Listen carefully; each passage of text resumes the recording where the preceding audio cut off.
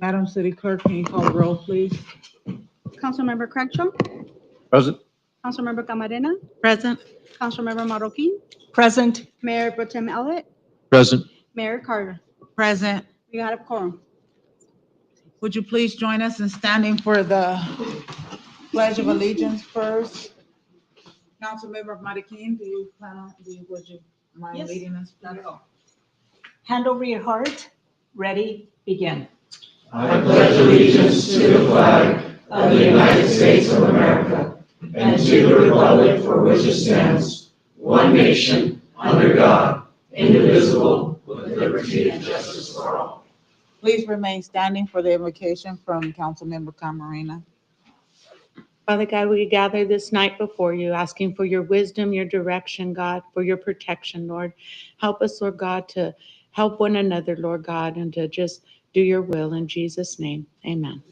Amen.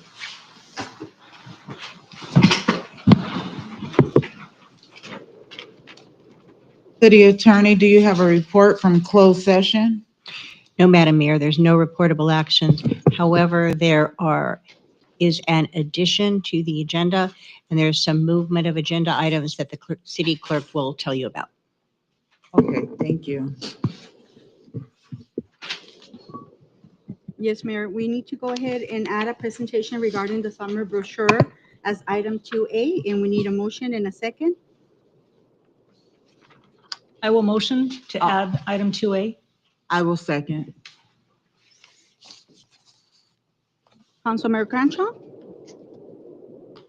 Aye.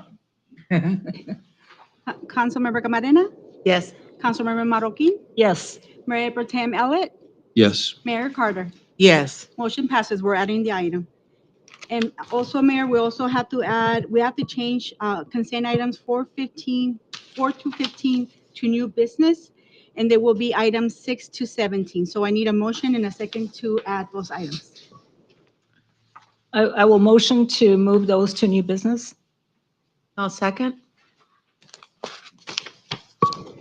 Councilmember Crenshaw, Yes. Councilmember Camarena, Yes. Councilmember Marroquin, Yes. Mayor Pro Tem Elliott, Yes. Mayor Carter. Yes. Those items will be moved to new business. Thank you. Public, I'm gonna read about the public comments. The city council welcomes your input. At this time, members of the public may address the city council on any matter not listed on the posted agenda. Pursue the Brown Act. No action will be taken on any issue brought forth under public comments. We ask that you please complete a speaker slip and submit it to the city clerk prior to the start of the meeting. Although you are not required to identify yourself, this information on the speaker slip assists the mayor that all persons wishing to address the council are recognized and also assist the city clerk in preparing the city council meeting minutes. Unless the mayor extends the time, there is a 3-minute time limit for each public presentation. Any information provided on the speaker slip is voluntarily and will be public records.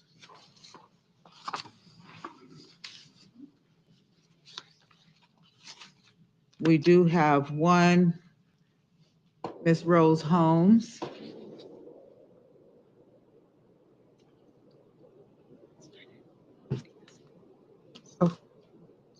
Good evening, Good Mayor evening. Carter and Pro Term Mayor, Mr. Elliott, and council members. Thank you for another opportunity to come here. We wanted to present the City of El Centro on behalf of the Joshua Lavelle Holmes Foundation a thank you certificate for your support for our fundraiser. And we wanted to give you a report in regards to that. It turned out amazing. We had so much support from the community, even though there were multiple things going on. People just came through, gave their support, and it was amazing. We were able to, we had mentioned to you all that we had 4 recipients. 3 were children and 1 single mom. And we were able to bless them with a check each for $1,500 because of your support, of course, and the support of the community. So we want to thank you because what you did in which you participated in truly helped these families. Each call that I made to let them know what we were able to allot for them, each of them were so grateful. And it really blessed me because we all felt as board members, we wish we could give them more, of course. And that amount was more than they anticipated. They were grateful for it. And I can't tell you how proud it makes us to be a part of this community. So thank you very much. And if I can hand this over to someone to get to you guys. And we hope to partner more with you in our future endeavors as we continue to seek resources to be able to give to these families. Thank you. Thank you.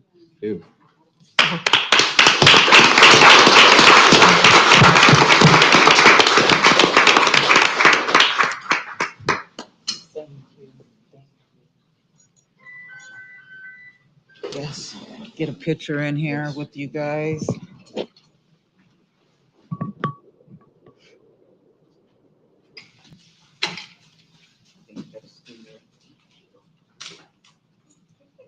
Okey-dokey, here we go.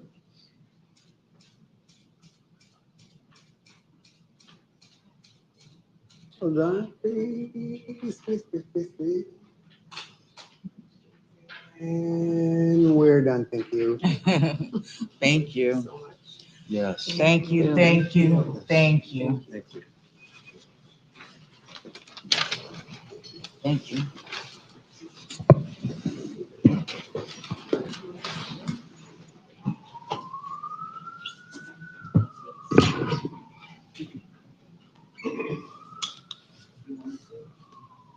I apologize if any of our colleagues want to say something.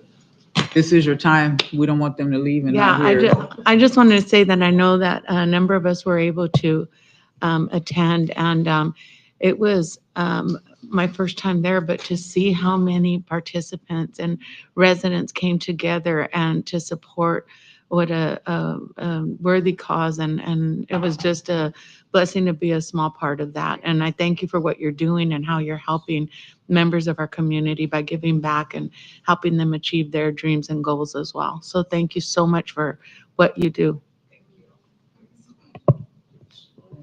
Say something. Thank you so much, Rosemary. That was a great idea. And drawing so many people in, you did a great job. I know that you always want more. It's always nice to be able to help more families. But what you did was really great. We're very thankful.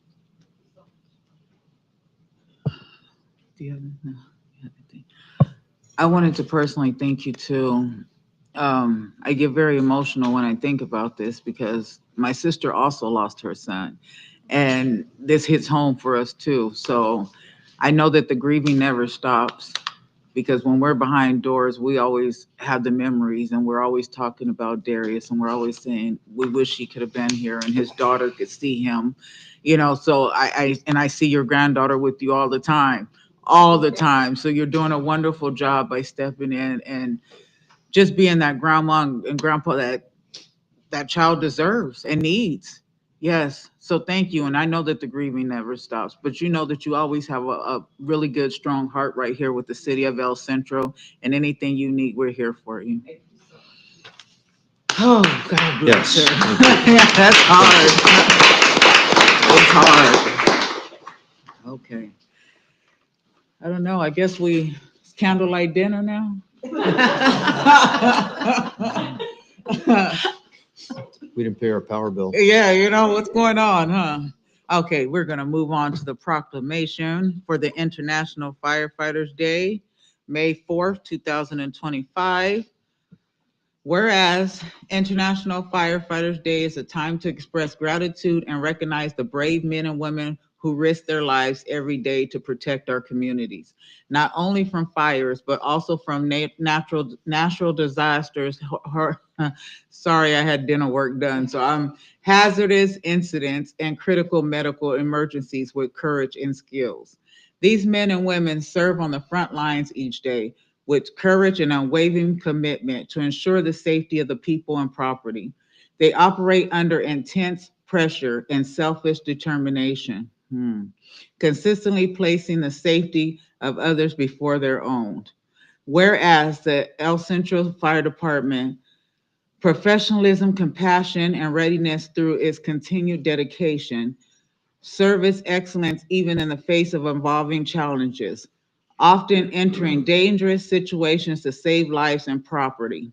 Whereas the mayor and the council members honor and thank the El Centro Fire Department and all the firefighters everywhere for their bravery and countless hours they dedicate their lives keeping us safe.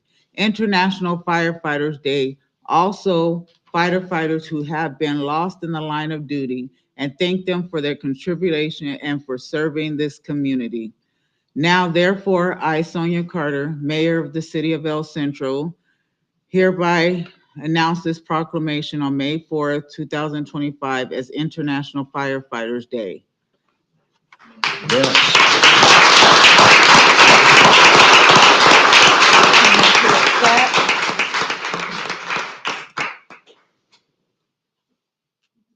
And if all your little colleagues can come on up and we can get a picture with everybody. Wait, what's that, real quick? We've already lost one unit. It's very hard to get them here because they hate credit, they hate being in the limelight. I mean, there's some 2 seconds. Yes, please do. 2 seconds. Please, by all means. Chief, can you speak on the mic, please? Thank you.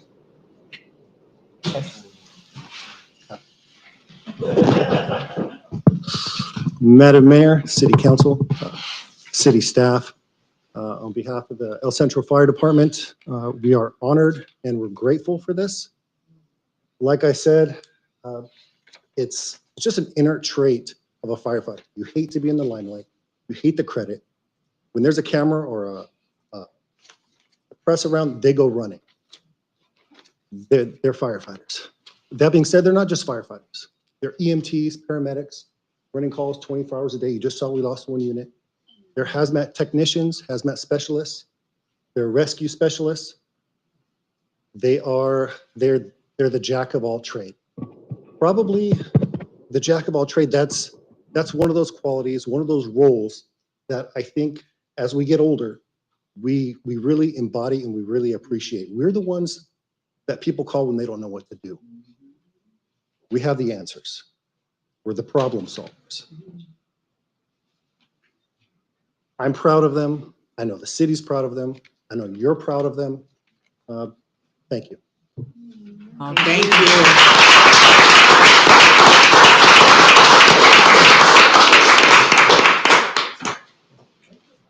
Very good. Oh, thank you. Yes, Squeeze on in there. because I'm trying to see where they're at. Yeah.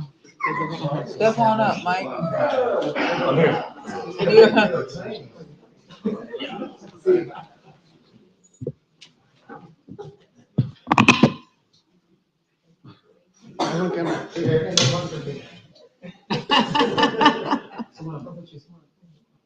Go right here.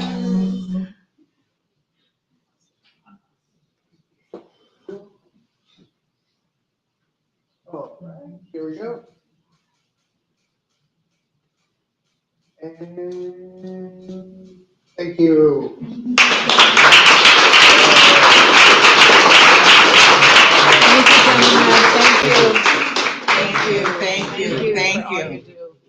Thank you. So much. Thank you. Before you guys leave, Thanks, Appreciate it, man. they're running out. I know. Like, we're gone. we just want to say thank you. A strong thank you to each and every one of you for what you do.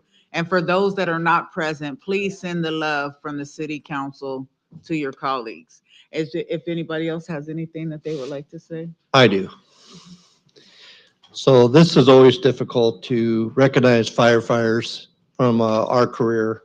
But I am very proud to know that you are our partners in public safety. And I want you guys to be safe. And it's not that they would like the limelight, it's they all like to pay for ice cream. I know the tradition. And so good luck to whoever's getting picked up when your picture comes out tomorrow. So thank you for what you do. Thank you. And I just want to say thank you also. I saw a saying that says, the work is never easy, but it's always heroic. And I'm just so grateful because without you guys on the front lines, a lot of times we don't know what would happen. And we see you guys out those big old fires like the one we had on Ross and the response and so forth, that to be able to contain and always the first one running in as people are running out. And so thank you for what you guys do. I just want to piggyback on something that Chief said. When the paparazzi's around, you guys run the other way, but when it's an emergency, you run towards it. And for that, we're so appreciative. You give us that peace of mind that we're going to be okay in times of trouble, of emergencies. And I just want to say thank you, for all that you do and for always being there for us, our residents, and the entire community. Thank you. Yes. I just want to say that all of us, I believe, are very proud of all of you all, and that you put your lives out there. You have to stay in shape, and that's part of the job. And so we just want to say thank you, but we're very proud of you that you're here in our city. Thank you. Thank you.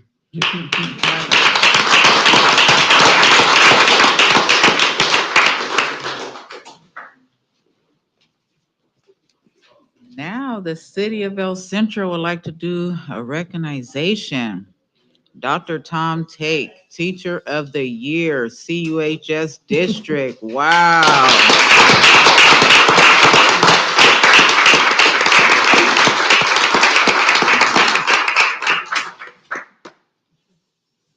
Would you like to say something, sir? Sure. I really appreciate the honor of being the Teacher of the Year for the Central District.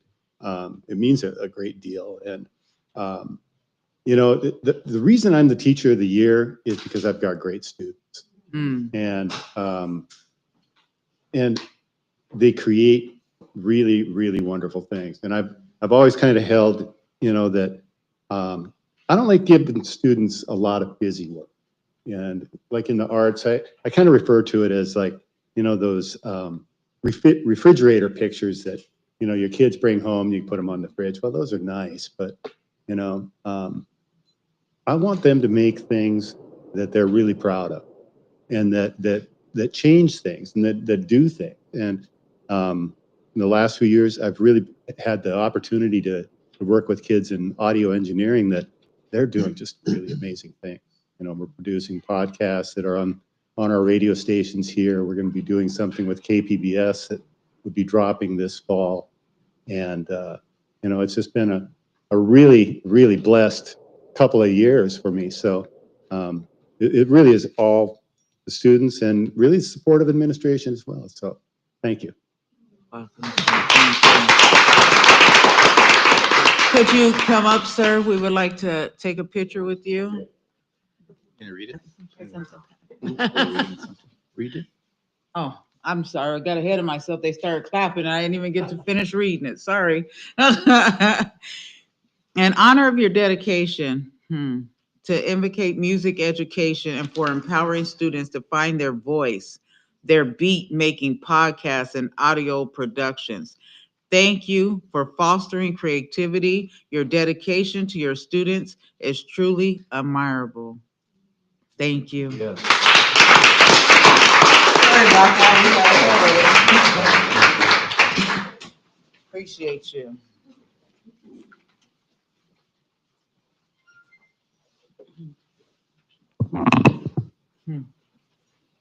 Teachers. Do you see us all?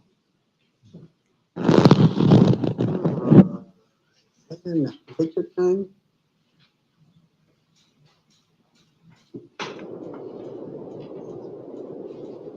And more beat. Thank you, babe. I believe there's somebody else. Yes. One more picture. Staff, schools. Great. Thank you.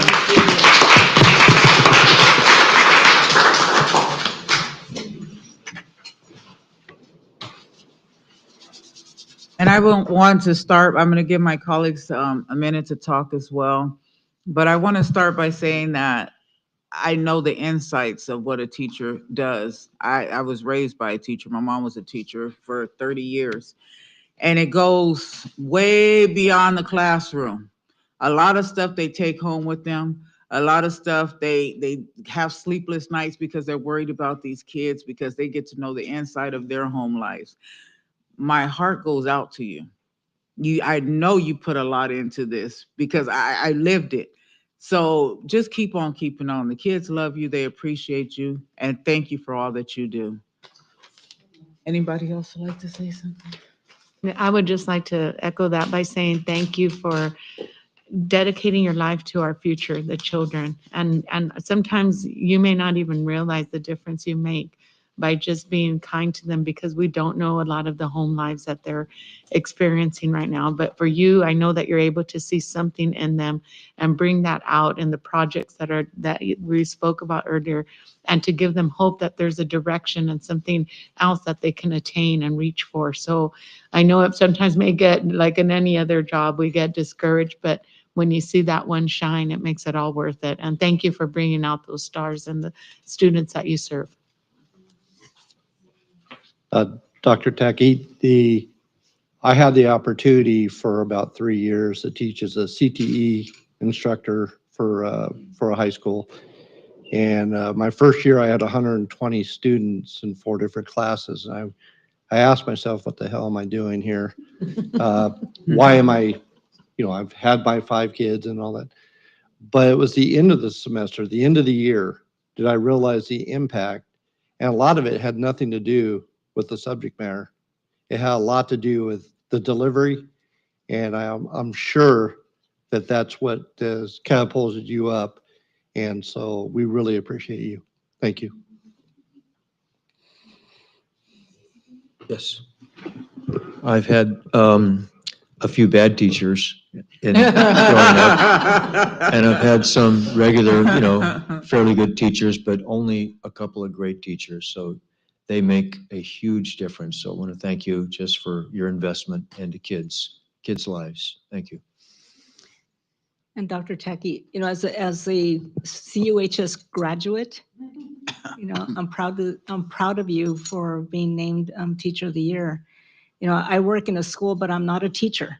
But in my former life in the banking world, I was a trainer, and I equate that to being a teacher. And even to this day, I still see former employees that I trained and I hired that treat me as though I was their one of their elementary school teachers, and someone that I'll never forget. And one teacher that I'll never forget was such a great math teacher, also taught at Central. And so, I know the impact that you have made on your students, because even after so many years, I still remember some of my best teachers. So thank you for your dedication to the youth of this community.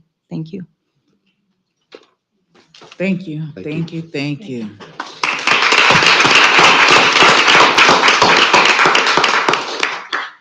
Now we will have a presentation by Adriana Nava, Community Service Director, and Carla Mason, City Librarian, Summer Activities Brochure.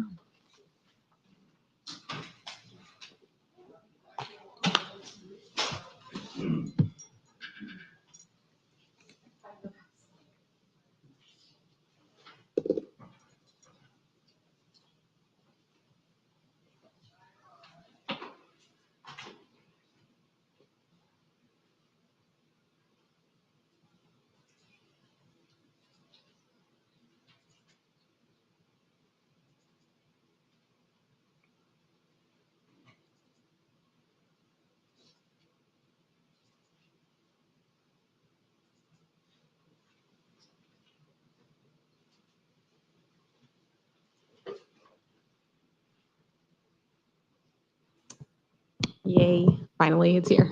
Yay. Cheers to all our noble professions. I think sometimes we talk about all these things, but we don't always acknowledge all these wonderful professions that we have in our community, like our firefighters, who are always there even to help us at Parks and Rec. We love them dearly. And obviously our teachers that leave a lasting imprint.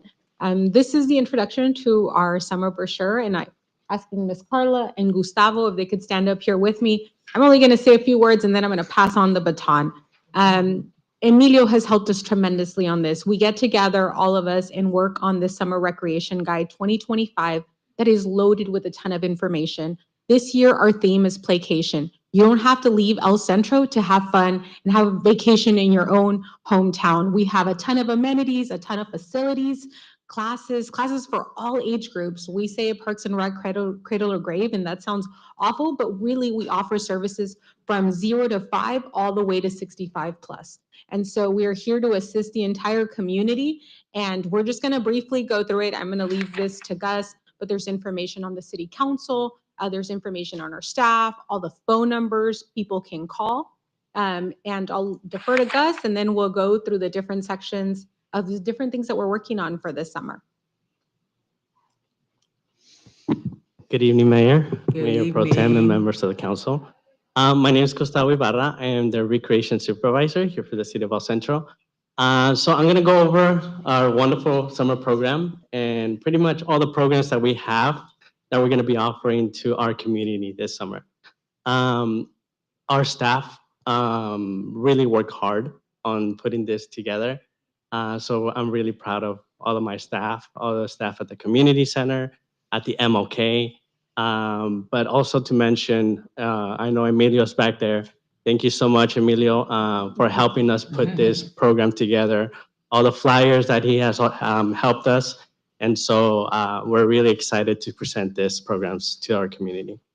We get started with this wonderful map, which kind of shows pretty much all of our parks and recreation facilities here in the city of El Centro. So if anybody wants to find information on where a park is, they're able to locate it in this lovely map that we included here in our summer brochure. One really exciting thing is that we are moving to a program called Civic Rec. So we are currently working on putting that together where the community will be able to register online and register for the classes, whether it's swimming classes or recreation program, and in the future also reserve fields and reserve lights. So we're really excited about bringing this to our community where they're able to pretty much enjoy from their home and being able to register for the programs. At the MOK, in the Conrad Harrison Youth Center, we have a various amount of programs such as our toddler programs, which is our itty bitty sports, where the parents get to enjoy these wonderful programs with the kids and explore various sports from soccer to pretty much different activities that they're going to be doing. Ages from 2 to 5-year-olds will get to experience this wonderful program at the MOK. From there, we move on to the Go Getter Soccer Clinic. And so if, any of our committee members want to explore anything about soccer, they're able to register for this program as well, and it'll be offered at the youth center. From the youth programs, we have the Recreation Jump Tumble and Cheer, which we also offer this summer at the MOK. And from there, we have our wonderful summer camp, which this year we have a theme of Time Travelers Camp. So every week will be a different theme in the decade. So it'll start, I want to say, with the 70s, and it'll continue going down to the 80s, the 90s, and so on and so forth. So each week will be a little bit different, and each week they'll touch on a different sport activity. So the kids are able to experience the different sports at the Conrad Harrison Youth Center and the MOK. We did recently do a summer assessment. We received over 74 applicants interested in becoming recreation leaders here for the recreation programs in the summer. So we would love to hire everybody. So we've been, making sure that we select a wonderful team that is going to lead this program this summer, and to make sure that the kids enjoy the activities that we're going to be offering to them. From there, we also have volleyball that we're going to be offering. We also have the Nothing But Net Summer League. So this one, we had over 300 registered participants last summer.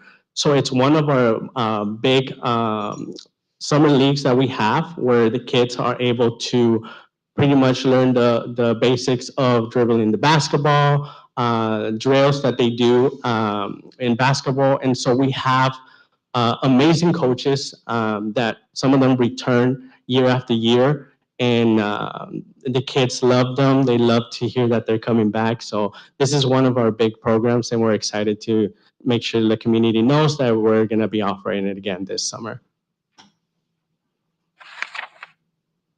We do have open gym, which we are promoting at the moment, where the community, if they want to play basketball, if they want to play soccer, they're able to enjoy the facility at the MOK and the Conrad Harrison Youth Center for a $1 fee. So if they want to pretty much play any sports, they're able to just drop in, pay the $1, and enjoy the facilities at a low cost. We do have the sports specifics open gym, which we have from pickleball is one of them. We have volleyball and we have soccer. I want to say pickleball is also being offered on Sundays. So we have something throughout the whole week that is available for the community to enjoy the different sports that we're offering at the Conrad Harrison Youth Center and the MOK. Moving on to the community center, we have our Stepping Stones program, which is for ages 0 to 5, where parents get to enjoy this amazing program along with their kids to join basic motor skills. They're able to explore the different activities that they do there at the community center. We have a wonderful playground in the back where the kids are able to enjoy an open space. And so we want to make sure that we keep offering programs for the little ones. So this is a wonderful program that we're excited to let the community know that it's going to be open for the summer. The Coyotes program is a program open to the youth in our community that are able to explore the outdoors. Pretty much I'm working with the California State Parks where they're going to be offering various classes to the kids to learn about survival skills, being in the outdoors, learning about how to put together a tent, and explore just different things that they can do out there in the community. We also do riding motorcycles, so we're excited about that.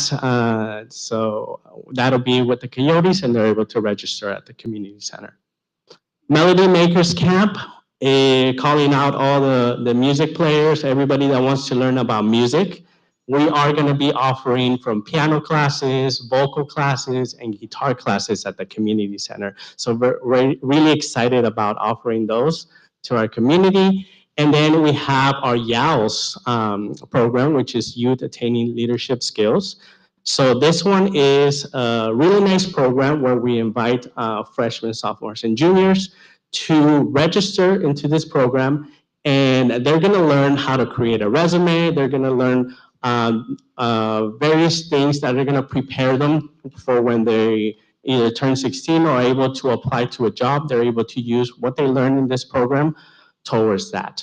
We're going to be inviting various community members to give presentations to the youth so that they can learn about the different fields or different jobs out there, such as our firefighters, our police officers, and so on and so forth. One of the things that we are asking if they want to join this program is to just submit a letter of intent, letting us know why you want to join this program. And so that one, they can register at the community center, and we're excited about that one. The Adult Center is always moving. They always have such amazing programs going on. They have from Zumba Gold, they have Tai Chi. Anna gives the cardio drumming over there, so they're always, having a blast. We do have chair yoga going on. some art classes as well. And so if you're interested in learning anything like the book club or learning how to do jewelry, the Adult Center is a place where you're able to register and participate in various of our programs. With that, we do have a lot of programs for the library, so I like to pass it over to our wonderful library director, Carla Mason, so she can speak a little bit about the programs going on there. Thank you. Thank you. Yeah. Okay, we have our summer reading program that will start very soon. It runs, the registration starts June 9th, which is right around the corner, to June 21st. We're doing something a little bit different this time. We have to every year. We have to do a little bit something different. And we're going to have the Wild Wonders, which is one of our most attended programs. Instead of having it during the actual summer reading program, it's going to be on June 11th, which is that first week where people are registering. That'll help people if they're procrastinating about whether they're going to register or not. They can come to the program, and then right after the program, they can register for it. We're also going to have a visit from the California State Library. They're sending a photographer for the Wild Wonders program because they want to showcase the El Centro Library as an example for what you can use the Lunch at the Library grant for. Wow. Okay, onward. Preschool story time, we have it every Tuesday throughout the summer reading program. I brought my own copy here because I thought I might not be able to read. Okay, so we Gus, have if quite you a would few like to help programs. her out by pressing the mouse, please. Oh, Thank you. thank you. Okay, so adult honeybee woodcraft. If you've never heard of that before, I never had either. We have such wonderful staff, and they're always coming up with something that I've never heard of before that's absolutely wonderful. So that's taking some wood and actually painting it and having fun with it. So that's for adults. We're working very hard for adults and teens to draw them in this year as we did last year. A summer reading program is usually mostly attended by children, so we've done a lot of programs to make sure that the adults and teens know that they're welcome and we want them to come too. We have a teen jewelry box decorating. We have Mr. Trivia Show. He's very, very well attended as well. We have a Polynesian dance performance, adult earring crafting, teen decorating your book bag, which again is a bunch of different stencils and paints and things like that that they can use. We have the Compost King again. He came last year and did a program showing people what composting is and how to do that. And that was very well attended by all age groups.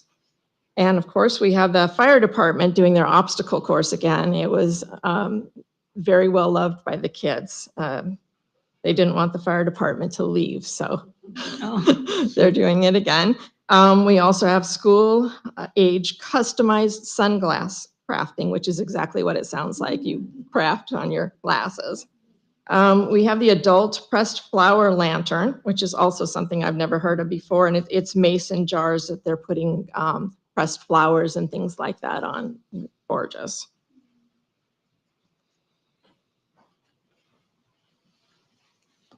Thank you. You can see I haven't done this too much. Thank you. We have folklorico dance performers, teen earring crafting, reading with a firefighter, and which is going to be fantastic.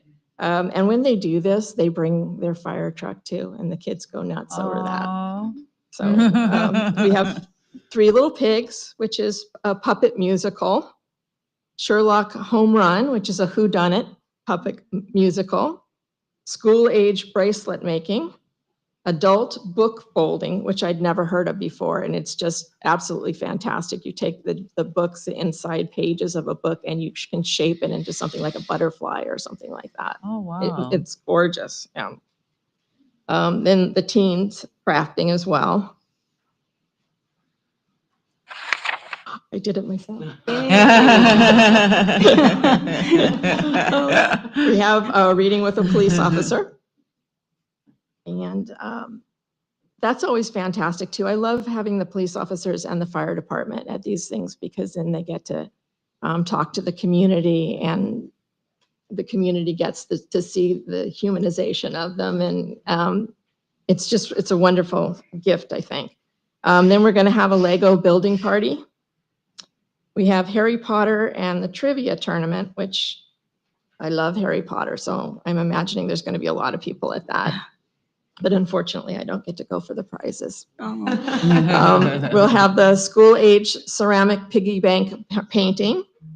Boy, I can't say that fast. Adult journal activity, which is, we had that last year as well, and that's a lot of fun.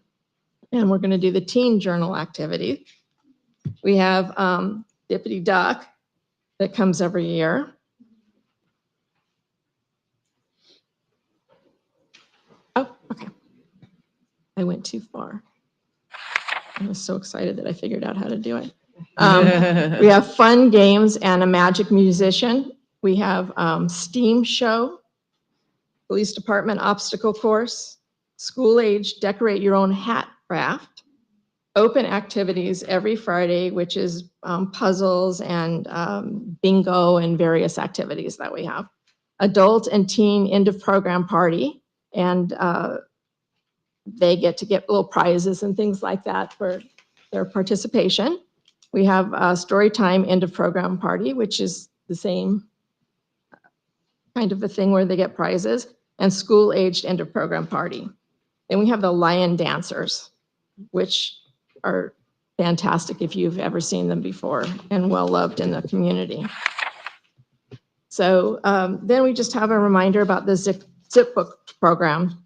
We have about $3,000 left right now, which would be probably till the end of May. So I think we're going to probably have to close a little bit early. It's supposed to go through the end of June, but it's everybody loves that program. So if anybody wants to get zip books, you only have a few weeks left before we close for this time. I'm working on the grant for the next year though, so it'll come back. But we usually don't get the check until November. So there's a period of time and there are a few months where we have to close down the zip books. So just a warning, go out and get them right now. Learning Express with all the tutorials. When kids don't do anything during the summer, they don't read and they don't do any of these kinds of tutorials or anything, they have what's called the summer slide. And they forget things that they've learned in the last grade that they're in. And so then when they start the next grade, they have to spend the first month or two going back again, going over what they learned in the last one. But if they do some reading during the summer, then that doesn't happen. So California State Library park passes. That's kind of exactly what it says. People can go for free to the park. No, they don't have to pay for parking or anything. And we have, you can just check out the passes right there at the circulation desk. We have hiking backpacks, which are very popular. And even more popular are the stargazing kits with the telescopes. These are both from grants. The hiking backpacks, I think we have 21. And the stargazing kits, we only have 2. But, you know, beggars can't be choosers. They gave us 2, and they're always out all the time because people love them.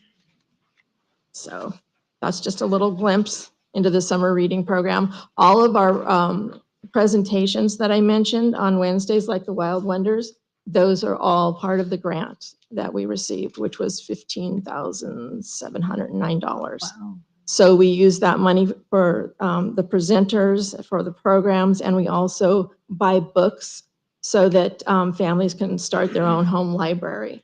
And that's all from that fund. Thank you. Thank you.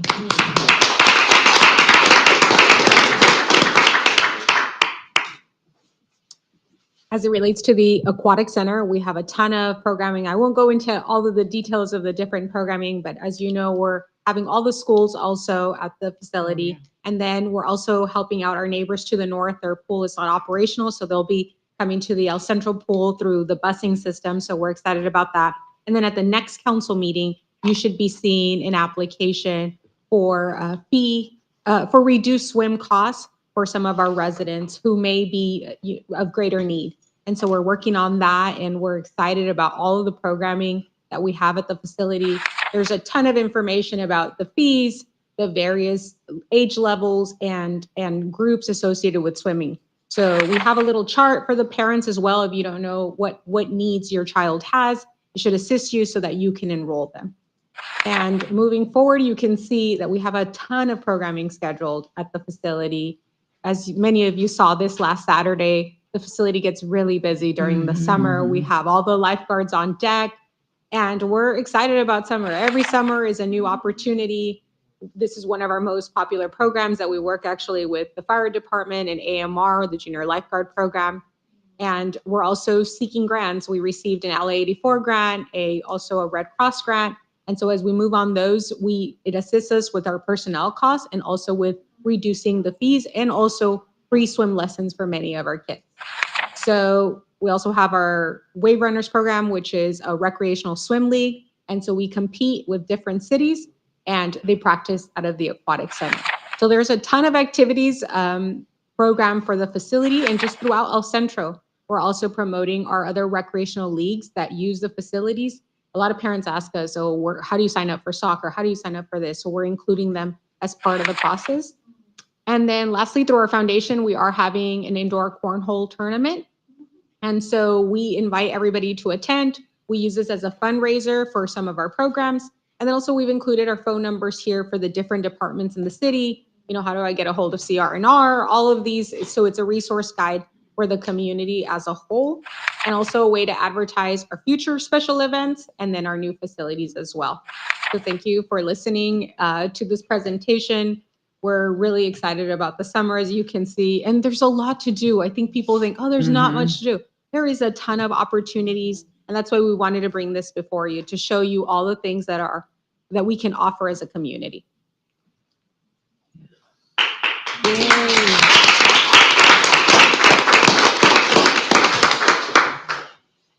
Thank you all very much. I do have a couple more. Okay. Go ahead, Gus. We appreciate it. And when are the books available? I'm sorry? When are the books going to be available and where can they find them at? It'll be online? We have this online. We've done it on our social media postings, and we are going to print some books. We haven't printed them yet. Okay. We just finished this. This is why it wasn't in the agenda, but we wanted to take this opportunity to showcase all the hard work that the city staff and Emilio has worked on for this next year. So we should probably be having them within the next 2 or 3 weeks for the books, and the brochure is already available online. Oh, thank you. We appreciate you all. Yes, the brochure is available online if the community visits the www.cityofalcentro.org/summer 2025. They're going to be able to access the brochure online. So I wanted to show you guys, but we're going to be releasing some flyers. We are also going to be having more programs coming up at the House of Cultural Arts, or other than known as the Old Post Office Pavilion. So I have great instructors that are going to be ready to start. They're going to be offering from tumbling. They're going to be offering theater classes. We're going to be offering also music classes such as guitar, vocal classes, and so basketball and volleyball, more clinics for the little ones. We're talking about 6 months till about, I want to say, 5 to 6 year olds. So we're excited about that. We're going to bring some life into the Old Post Office. And then we're also going to be working with different partnering agencies to bring art exhibits. We already have contact with San Diego State University and Imperial Valley College to bring some of those art exhibits into the Old Post Office. So we're really excited about that. And another thing that we're also going to be starting is our mobile recreation unit. And so this program, we are bringing recreation to our community at our different parks. We are going to be visiting a different park each month, and our staff will bring out from Jenga games or large Jenga games. We're going to have just a ton of games, soccer balls, hula hoops, you name it. where the community we will post it in our social media, and the community will get to see where we're going to be at, and they'll be able to join us. We are going to be working with our fire department to also bring presentations during those times, and then also outreach to our police department to make sure that we create that partnership and we can bring safety into our community. So we're really excited about that. Our staff is out there working really hard. But we can't do it without our great director, Adriana Nava, who has supported us throughout this whole time. And then also council that always believes in us, always helps us out, making sure that we are able to create these programs for our community that they're needed. And so we're bringing it out there so that, the community can register. There's so many thank yous for me to give. Our human resource department, who always works with us with our summer hiring, because it can be a little bit, so I really want to extend the thanks to our human resources department and our finance department. Pretty much, we work together as a team. We cannot bring these programs alone. And so we're really, really grateful that we are able to work together, making sure that the kids are able to have awesome programs in our city of El Centro, which I'm really proud of. So with that, we end the presentation. If you guys have any questions, I'm here to answer any of them. Teamwork makes the dream work. You guys are an awesome team. Colleagues, anybody have anything to say? I just want to say I saw the mobile activities at the Buena Vista opening, and just to see the children sitting there and the families playing and the employees playing with them, and the little they're like kite-like things that they made, and they were so happy, and I think it's just such a great investment, the time and bringing that family together, because sometimes, especially when it gets hotter, there's nothing, very difficult to do things. But when we make that sacrifice and effort that you guys are taking to bring something to the families in their areas, it's really much appreciated. I know they were so happy that day, so happy with that. So thank you for everything you guys do, all of you. The library, I was looking too at the library at some of the numbers. I know that in the summer, and correct me if I'm wrong, I think it was about 30,000 or 36,000 in 2 months, that 40,000 people that are served in our library in a 2-month period. Amazing. With all of the programs that they give. Imagine what those people would do without the services of the city that you all bring up and make available to them. That is, it blew my mind. 40,000 people, that's a lot. And to know that your staff, with what you have right now, is able to pull that off is amazing, and thank you so much. And then just the adult classes that are available at the community, I'm like, I wrote down, I'm like, hey, I want to go to that Fresh Bites class to see about healthy cooking. I need it because I have chocolate right here. So I need to go get that Fresh Bites class. So you'll probably see me there, and then at the Zumba later. There you go. Thank you for everything you do. Nice. Yeah, I'd like to thank all of you because it is a tough place to live during the summer. And, some of us can be fortunate enough to get out from time to time and get out of the valley, but there's a lot of us that can't. And for that, and then I really appreciate the fact that you're trying to keep the cost so that everyone can participate. And you have a huge, we just went through a huge laundry list of events, and that really kind of has to speak to at least someone, at least once, twice, that they could find things that really will interest them. So I think you guys did an excellent job preparing. I think that each summer is getting better. So congrats. Thanks. Can I just say that I am so proud of all of you, because this program is it's a testament to all of your hard work and your dedication. And, it's not just our community that visits all of the facilities, it's residents from throughout the county. And I think we've become like the envy of the other cities, when it comes to all the summer activities that we offer our community. So, just keep up the great work. Thank you.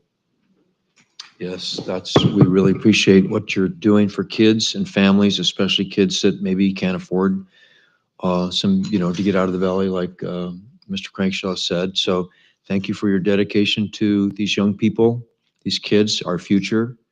And what a blessing it is to have, you guys excited about this and such creativity when you do these things. We're very appreciative. Thank you. Thank you. I would just like to add, just being raised in a home full of educators. My dad was a man of very few words, but he always said, if you don't raise the kids, the streets will. So my hat goes off to every single last one of you, because this is not easy, and it takes a lot of hard work, planning, dedication, teamwork, communication. I mean, I can just go on and on. The list will be just expanded. So I just really, really thank all of you for everything that you do, because kids are our future. Yes. If you know me, you know how much I love kids. So I thank you for putting your hearts into this. Thank you. Thank you. Thank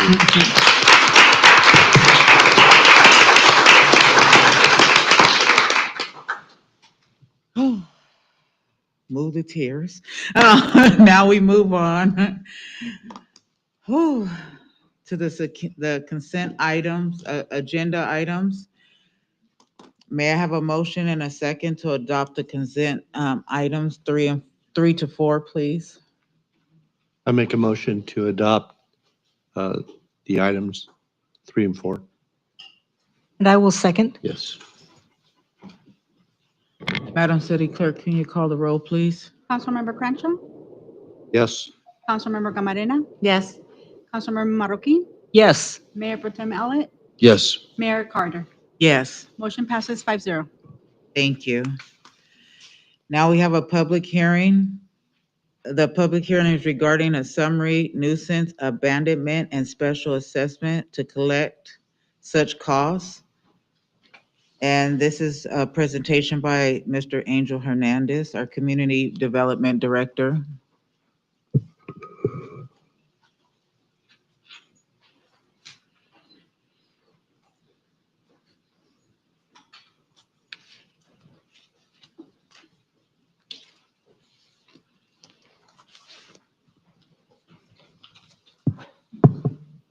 Good evening, Mayor and members of the council. The item before you tonight is a resolution that would allow the city to recover costs that it incurred when abating a nuisance that was found on this 27-acre property on the west side of town. So on the screen before you is the project location. This is west of Haskell Road between the extensions of Orange Avenue and Hamilton. It's about 27 acres, and as you can see, it's substantially surrounded by single family residences on the north, south, and also especially to the east, and also the city's park to the south, Bank Park. It was because of the neighboring residences and the conditions of the property that staff felt that the dry vegetation constituted a fire hazard. So this began about a year ago, a little more than a year ago, when a notice to abate was issued to the property for two things. One is the dry vegetation that was on the property, and the second item was that the property had to register under the city's vacant property registration ordinance. Through May and into September of last year, the city staff had contact with the property owner. In fact, on July 16th, the property owner went before the city council after he received the first citation to voice his opposition to the citation and about having to clear the property. And citations began. We started issuing the citations beginning in July of last year. The last citation was issued in January of this year. On the bottom, you can see some photos that were taken in October, and as you can see, it was full of brush, of dry weeds. It's not really how it looks like this aerial. In this aerial where it's kind of concentrated just on one side, it was basically the entire site was at this state. We actually started receiving comments from neighbor residences how the dry vegetation was in fact damaging some of their fences, like in that photo that's in the middle. So After the first citation, the last citation was issued in January, city staff, including the building official, code enforcement staff, and also staff from the fire department visited the site in early February, and they determined that the property constitutes a fire hazard. The vegetation was extremely dry, and also coupled with the risk of any high wind event, which is like around that time of year. That's when the winds start picking up in Imperial Valley. There was fear that it would, if something would catch on fire, it would spread to their neighboring residences. After that, staff determined that the property needed to be immediately abated. So what the city did, what city performed was a summary abatement, and what that is a procedure to remedify, to address a public nuisance that poses an immediate threat to public health and safety without having to go through the usual notice and hearing requirements. Nonetheless, the city staff did issue a notice and mailed it to the property owner on February 13th, and the abatement work began the following week from February 18 to 23. It was a large task, so it took several days. The city used Imperial Valley Scrapmasters. They're an abatement contractor that the city has used in the past to perform summary abatements on residences. I think as soon as about 2 years ago, we did a similar project. And what they did is they cleared the vegetation 100 feet away from the homes to establish a fire break. You can see on the photo, kind of that photo was taken while they were working during February. After that work was done, staff began working on recovering the costs, and what that is a mechanism that's in our city ordinance that allows the city to recover the costs that it expended to address the abatement. It's found in Chapter 18 of our city ordinance, and in summary, what that requires is for staff to provide account for all the costs that it incurred during the abatement, establish a hearing before the city council, notify the property owner about the abatement, about the cost and the hearing, and what the hearing would do is basically confirm the cost and also authorize city staff to proceed with covering those costs. That could either be through assigning a property lien on the property or establishing a special assessment on the property taxes. So for this project, this is some screenshots of that note of the notice of the hearing tonight. That was sent to the property owner through mail. It was also posted at the site. It was also personally served to him, and we did publish it in the newspaper for about 3 days. So the resolution before you does a couple things. It confirms the cost estimate and authorizes the staff to go ahead and put it as a special assessment on the tax roll, property taxes. And just to go over, this is some photos of a similar point of view of the site before the abatement and after the abatement. It's the same home that's on the left. With that, staff is recommending that the mayor open the hearing and adopt the resolutions before you. Just to summarize, the intention of the cost recovery ordinances to ensure that whenever we have these cases that the cost to abate it go towards the person responsible and not to the general public. With that concludes my presentation, and I can answer any questions. Thank you. Thank you. Thank you. Before I turn to my colleagues, we do have Ethan Williams that would like to speak. Hi, I'm Ethan Williams. Nice to meet you all. I'm here speaking on behalf of my father, Robert Williams, who's the property owner. I'd like to introduce him first. He's a lifelong resident, recently moved out of Imperial Valley. He grew up in Calexico. He's lived here all his life until his wife convinced him to move up in the mountains in his retirement.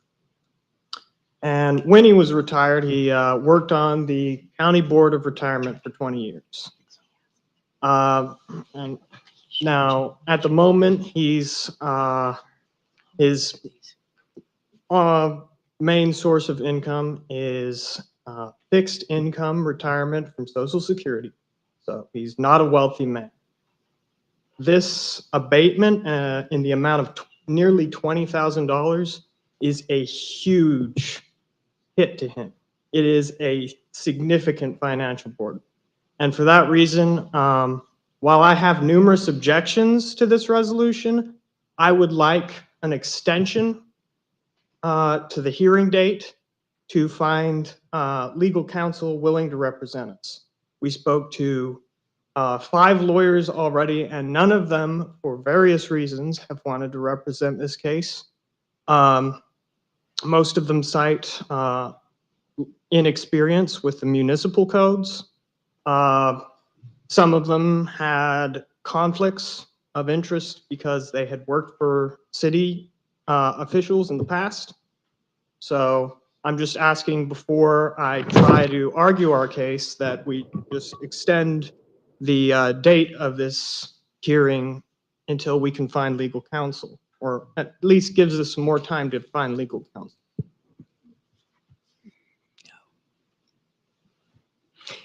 There's appeal rights once this resolution is adopted. You have the ability to 60 days to challenge it in court with a writ of mandate. So until that's done, I don't think you're going to be able to do much. What this is a billing on the tax bill. If you wish to consider any change, we could change this to a lien on the property, which would be paid off when the property was sold. Those are our 2 choices for collection.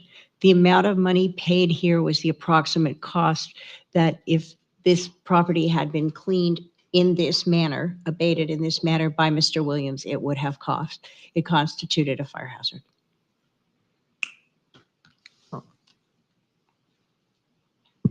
I would just like to say that I'm not yet putting forward my objections. I'm just trying to ask for some more time to find legal counsel who can better represent us.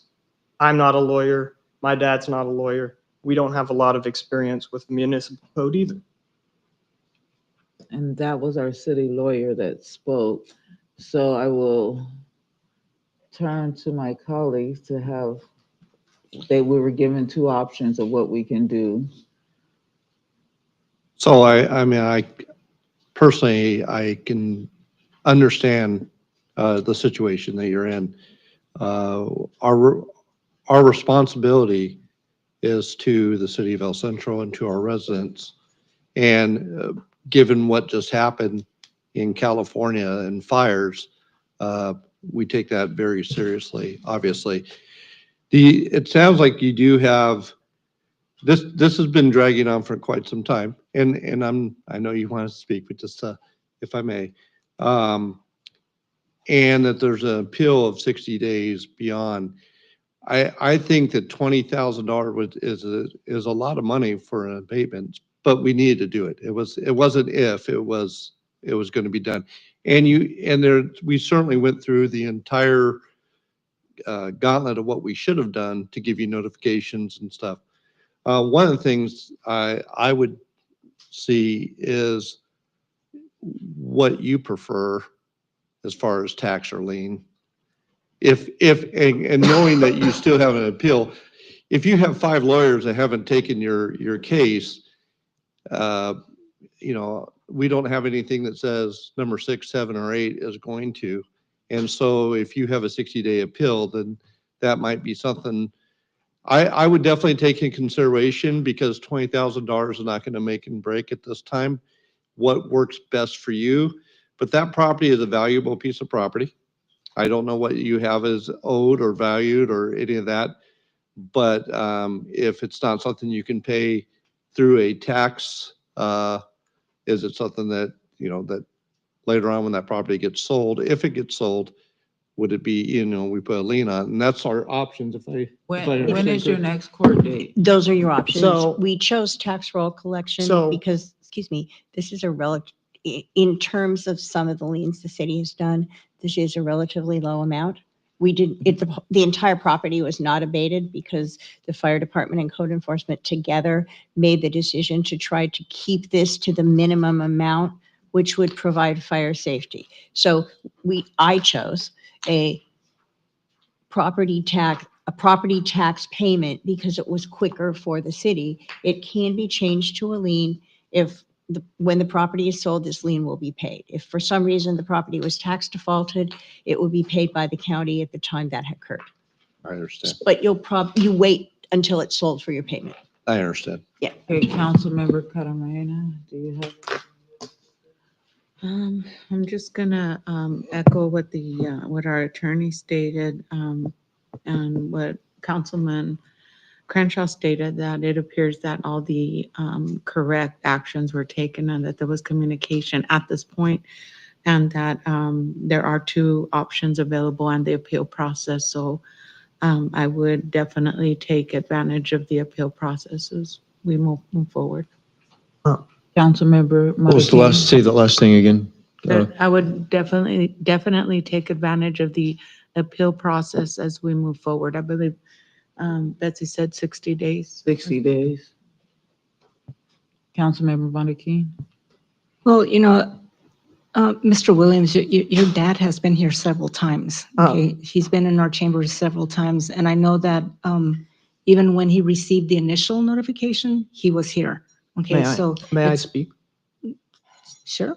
Okay, so this was just asking for an extension of this hearing date. It sounds like there's no option for an extension of the hearing date. Is that correct? Then I would like to present my objections. Can I get a little bit of additional time to do so? Yes. Yes. All right.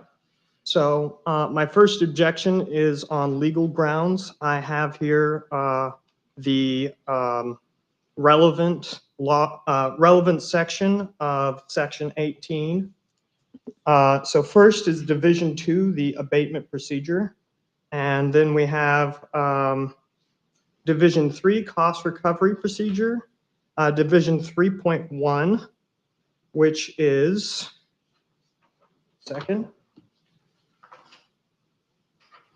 a procedure for abating vegetation and waste matter. And then Division 4 is the emergency abatement procedure. Now, of these procedures, Division 2 is the only procedure that references Division 3, which is the cost recovery. Basically, the only procedure that, at least in my understanding of the law here, that the city can actually create an itemized statement of cost for is Division 2, which is the due process abatement procedure. In doing the work on the property, which was a 100-foot fire break, a very small portion of the property, they used Division 4, emergency procedure, which has no provision for recovering costs. So that's my first objection. Second objection, the idea that the nearly $20,000 was a fair amount, I think can be contested by the fact that only a small portion of the property was cleaned. And my father hired a single person to clean the rest of the property, which he did already for $3,000. And on top of this, the previous abatement last year, I would like to just let the city council know that my father was trying to organize a cleaning for that property and had done a little bit of work on it over the course of those times and had been going to the code enforcement officer asking for some more time to work on. And if we go back to the legal, if they were following Division 2 procedure, then the abatement should have been resolved last year. If they were following Division 3.1 procedure, which should be applicable because we're talking about vegetation and waste matter, then it should have been, then then there's no action other than posting notice until the second abatement. In which case, if they had followed due process for the abatement, then they would be eligible to create an itemized statement of costs, but they used Division 4 emergency powers instead, only notifying us after the fact, after the work was done. And additionally, I would like to note that the reason my father was reluctant to pay the citations was because, and I witnessed this personally over the phone, the code enforcement officer was very rude and aggressive to him and used some abusive language. And furthermore, I would like to say that this is a serious matter for my father and I. This property is something that my father wants to develop. This is his dream for that property. He's wanted to develop that into something that will enrich the community. His idea is apartments. I know a lot of people don't like that idea, and so he's been trying to find those people and convince them of his vision. But unfortunately, he's been getting a lot of setbacks and a lot of pushback from city officials. And from where I'm standing, this seems to be part of that pushback. Now, it may not be. It may be a separate issue, but regardless, I think that it's been mishandled. Mr. Williams. And all due I'm sorry. respect, Hang on, let's let him, he's created his record of a hearing, let him finish, and then we can respond, okay? Oh, I thought you But he has, yeah, I'm sorry. He has a right to finish. I believe that that's all I have to say for the So time being. we appreciate it. He's doing what you're supposed to do when you want to challenge something, which is creating a record for hearing. You did a good job. So I would say two things.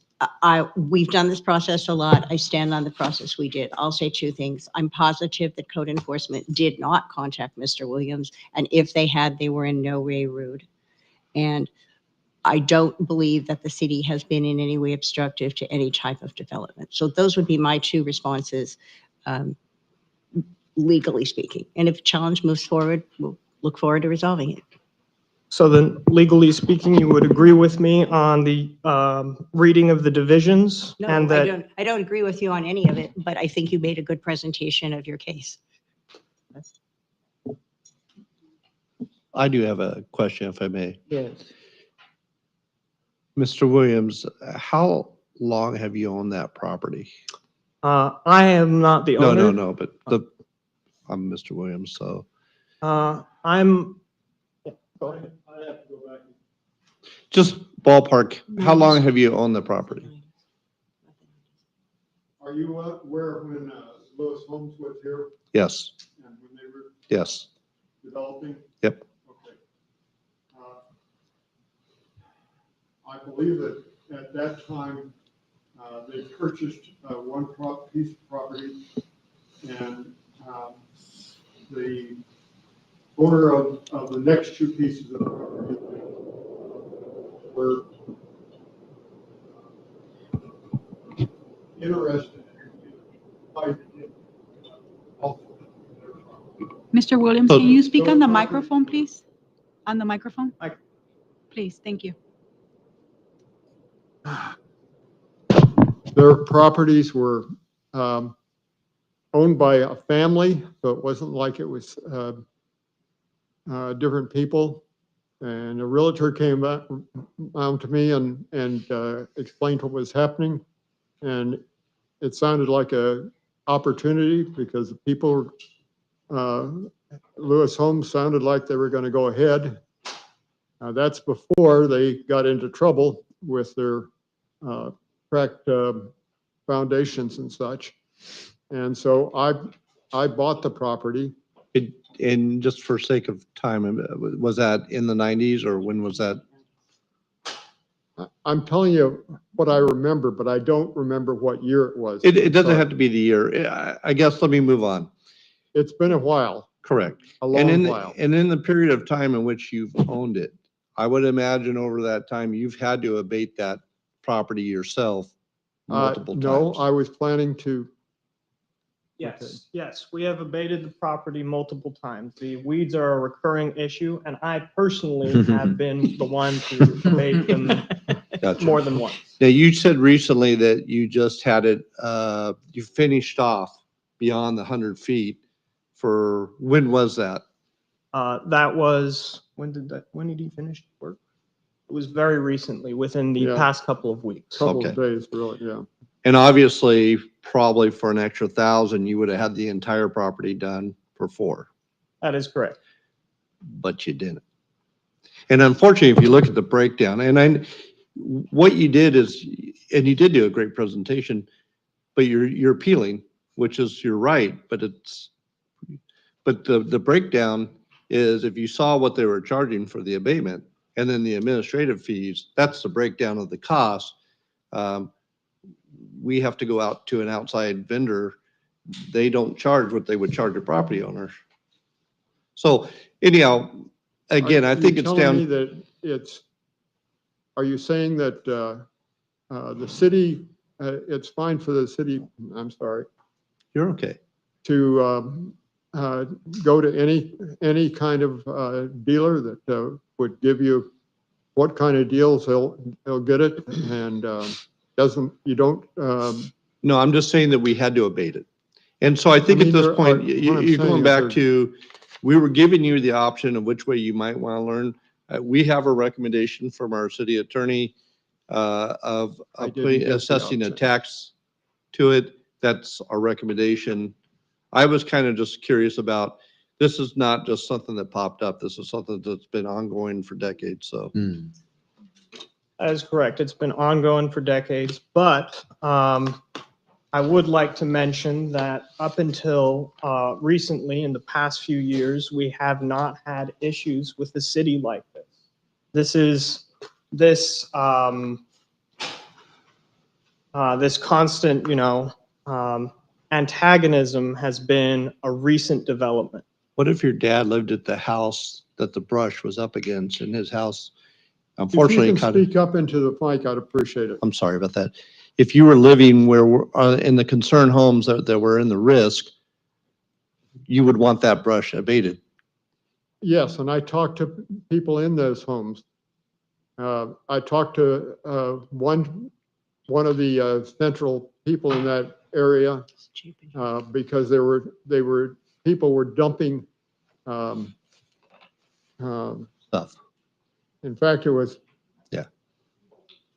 They were illegally dumping stuff on our property. And that's unfortunate when you have property that sits by itself like that. So, And I'd like to have had it developed a long time ago. And I know there's a you long story for that. And if you want to listen to the whole story, I'll be glad to tell you. maybe another time, But yeah. I realized another time. That's why we're at least trying to get a Extension. continuance, and so that we can at least get some of that information out to some of you that might be willing to listen. Yes, sir. That's why we're asking those questions. Thank you. Would you like some additional testimony from, I don't think Chapin If is here, you're but gonna Frank speak up- Salazar is. Say it again, Betsy. Frank Salazar is here. He worked on this abatement. If you'd like to hear more from him, I want you to understand clearly that the city has behaved appropriately at all levels throughout this process. It's not particularly fun for us to have to go do this, but it was a fire hazard with a lot of complaints by the neighbors. I personally think that the backup we have supports all of our actions, and it's been well documented. I just wanted to give the benefit to A or B, but we really can't. The request is not something we're going to be able to do, but that's why I wanted to hear a little more background on this. But it's very clear to me that from a city standpoint and in the big picture, we did the right thing. And unfortunately, it's not the right thing for you. But when you hold a property like that and you allow the property to, and this is a 8-month, 9-month situation. It's not something that happened in 2 weeks, 3 weeks, 4 weeks. This was over a great period of time. And you have done this many times, as you noted. You get your son out there even on times and got stuff done. And that's what needed to be done here again, and it didn't, and we had to step in on that. Well, thank Well, you, thank you. Thank you. No, sir. Mayor Pro Tem would like to say something. Mr. Williams, Yeah. I'm really, really sad that we're here in a situation like this. I know that your family, the Pioneer family from Calexico, and you bought this property with investment mind, and planning things. And this was many, many years ago, and year after year after year after year after year, it's never come to fruition. And none of us are getting any younger. And I know it's your dream. No, it's not. You've had this in your mind for a long, long time. It would be, the property's worth a lot of money. You could pass that baton of your dream to someone else to bring that to fruition. We have been concerned as a city. We have blight, we have problems, we have downtown problems, we have other issues with brush and such. And so people want to see, a clean city. So that's our job. And we had to do it. I'm really apologize. I'm really sorry it came to this. We don't want to do this, but we have to, again, as we've expressed already, it's our job as, the city to do this.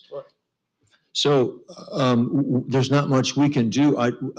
Whatever, you can do to get out of this situation, we'd love to support you, but we had to do our job as well. I'm hoping that you'll, find a way to move this on, maybe to another generation or something, to be able to move on for the whole city and yourself.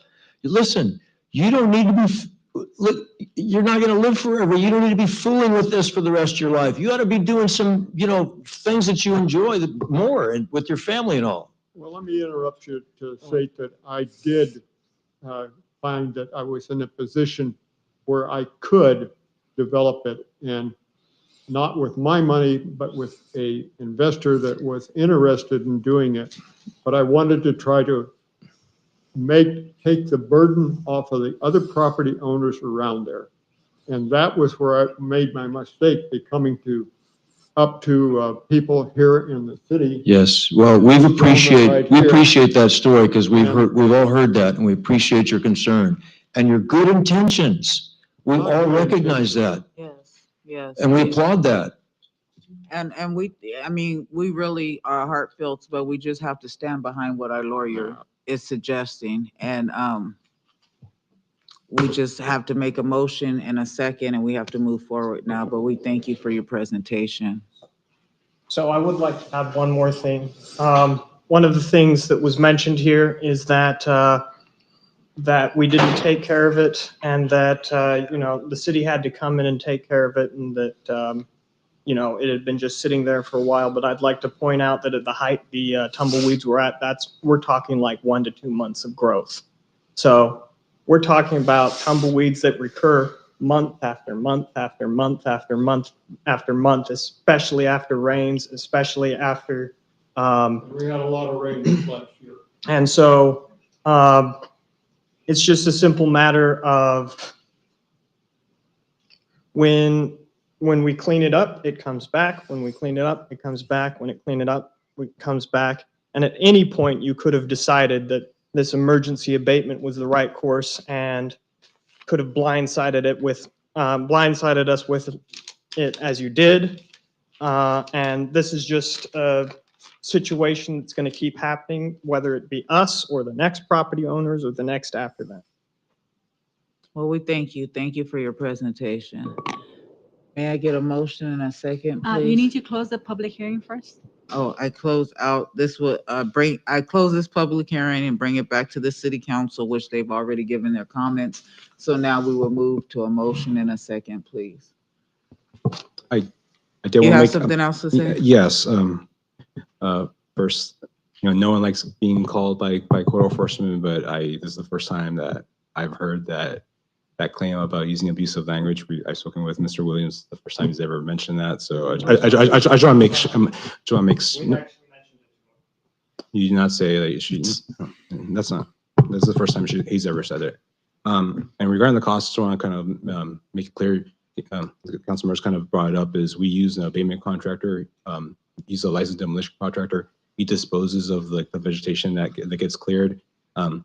They might have gotten cleared for $3,000, but if you drive by, still see the amount of brush that's still on the site. That's I don't know if they plan on removing it. They need to, but it's still there. So there's additional costs. There's an additional cost that the city had to incur because we want to do things the right way. Thank you. Thank you. Thank you. You see the vegetation on the property, there's a mound of it, that's an illegal dump. It's not even the same vegetation as on the property. Okay, colleagues, may I get a motion and a Is there a second recommendation? to adopt the resolution number 25 through 29? I make a motion that we accept the resolution as written. Yeah, and I'll second the motion, please. Madam City Clerk, can you call the roll, please? Councilmember Crenshaw, Yes. Councilmember Camarena, To adopt this resolution. Yes. Councilmember Marroquin, Yes. Mayor Pro Tem Mallett, Yes. Mayor Carter.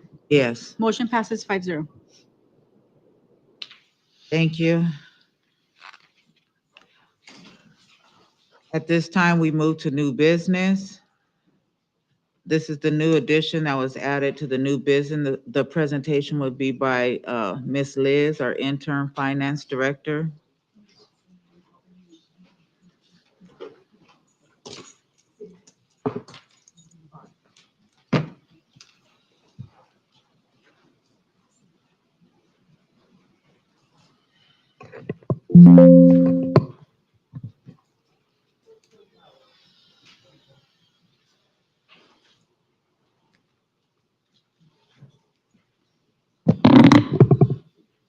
Good evening, Mayor Carter, Mayor Pro Tem, and members of the council. The item before you, it's about the lighting and landscape districts of the city of El Centro. We have 4: Buena Vista, Legacy Ranch, Lotus Ranch, and El Centro Town Center. This is unusual, it's not, because we usually do a recommendation through our engineer's report every year, and you accepted the recommendation, and we start the process to levy these districts. In this case, we are requesting, we have a staff request, and that's why I'm doing a presentation for you, because I'm gonna ask for you to take a decision. Okay,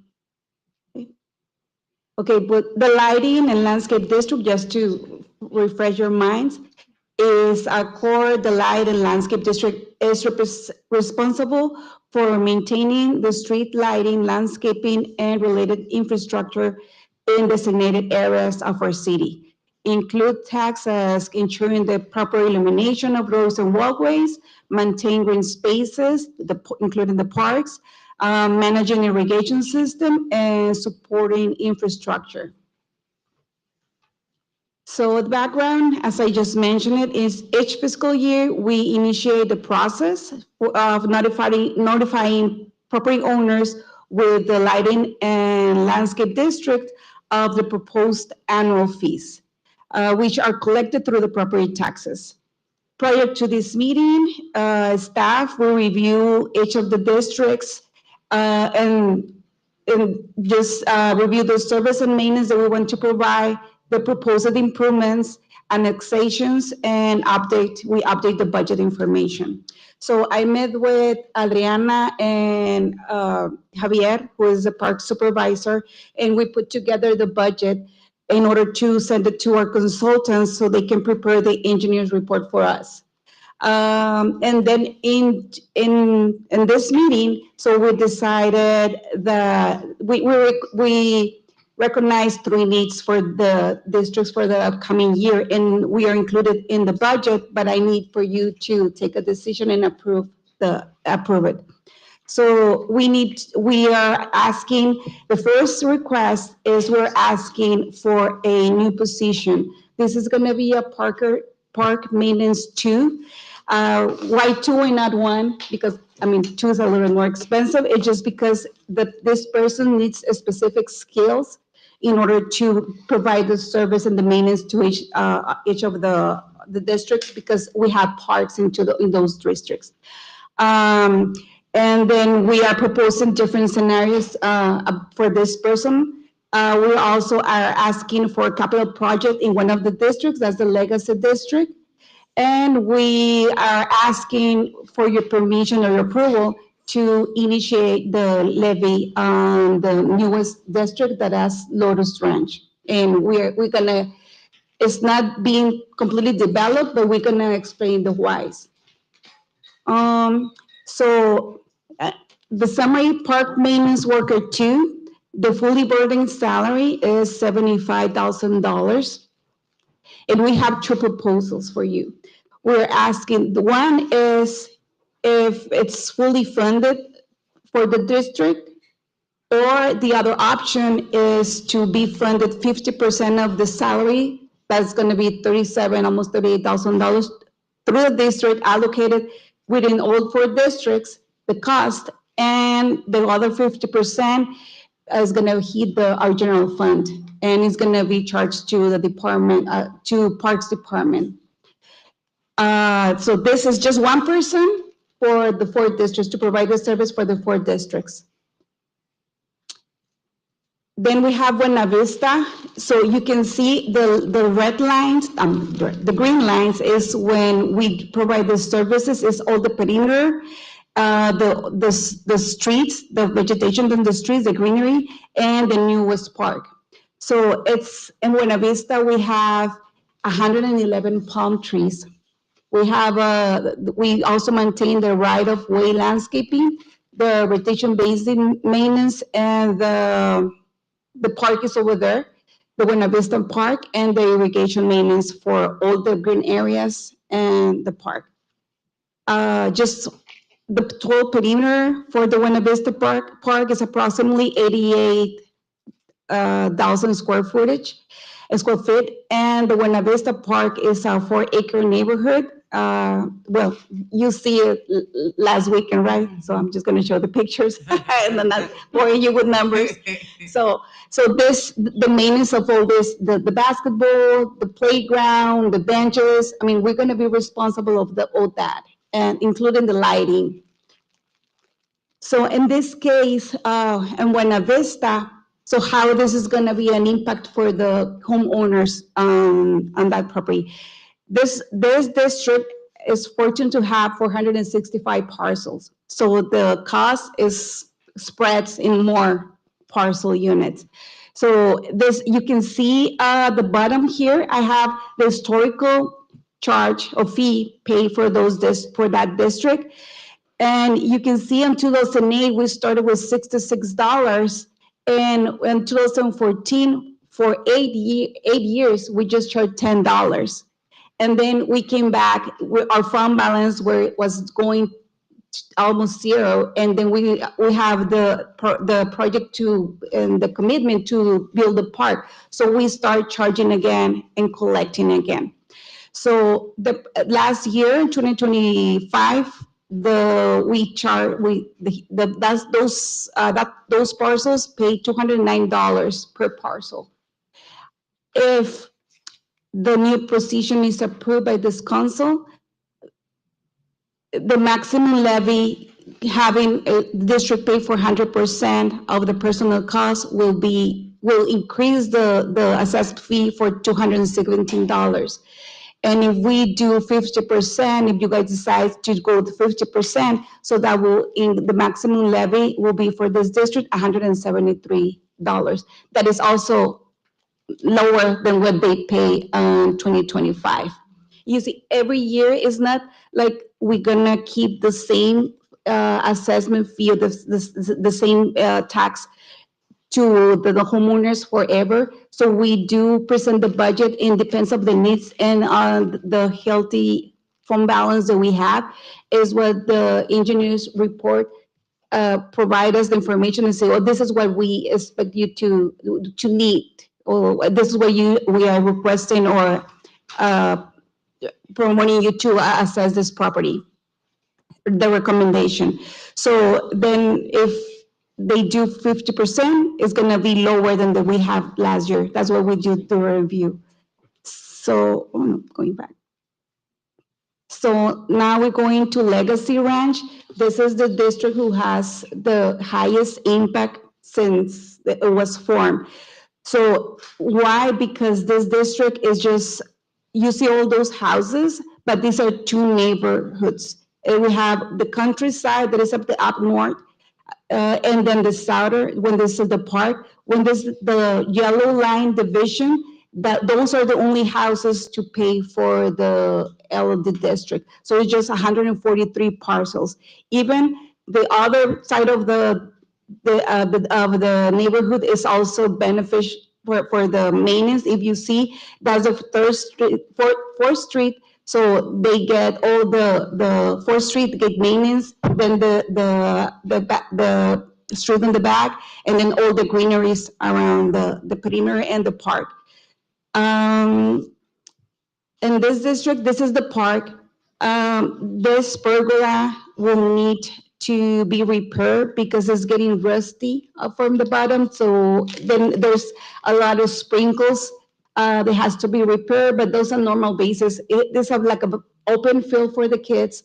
And yeah, Javier was telling me that at one point there was a lot of trees between, on that green area, and they decided just to take it out because the kids were always, running with playing football, and so they damaged the tree. So they decided, okay, we're gonna let the kids play, and then they leave the open field. But then it's a lot of sprinkles, and with the bicycles and the new electric bikes. So this is the maintenance that they have. They have replaced some benches over there.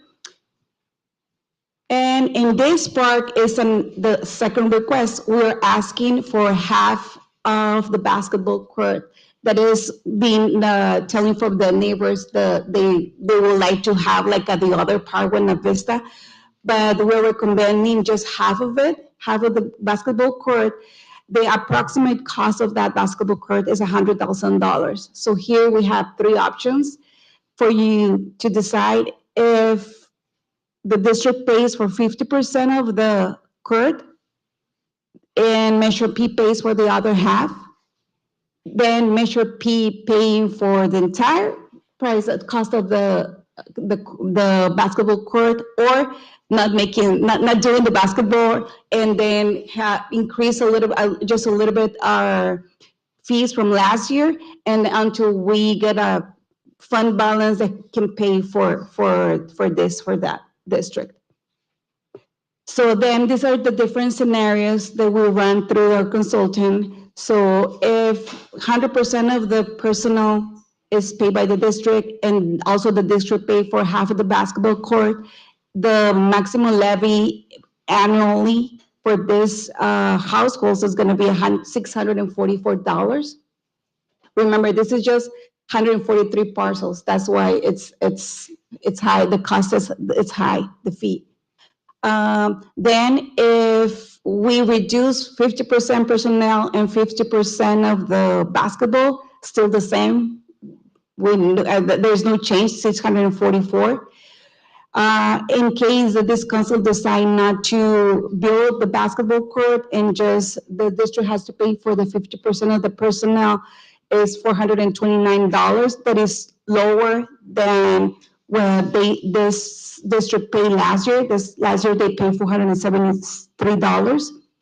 And the third option, if Measure P is not an option to fund for pay for the court, and you decide not to charge the district, so there's no basketball at all, they're recommending probably just increase 15% for what they paid last year, that's $473, and just create a fund balance for the future, have the possibility maybe to have the funds to create the basketball court for this district.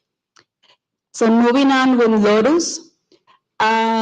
This Lotus is the newest district. As if you had passed by this is with the overpass.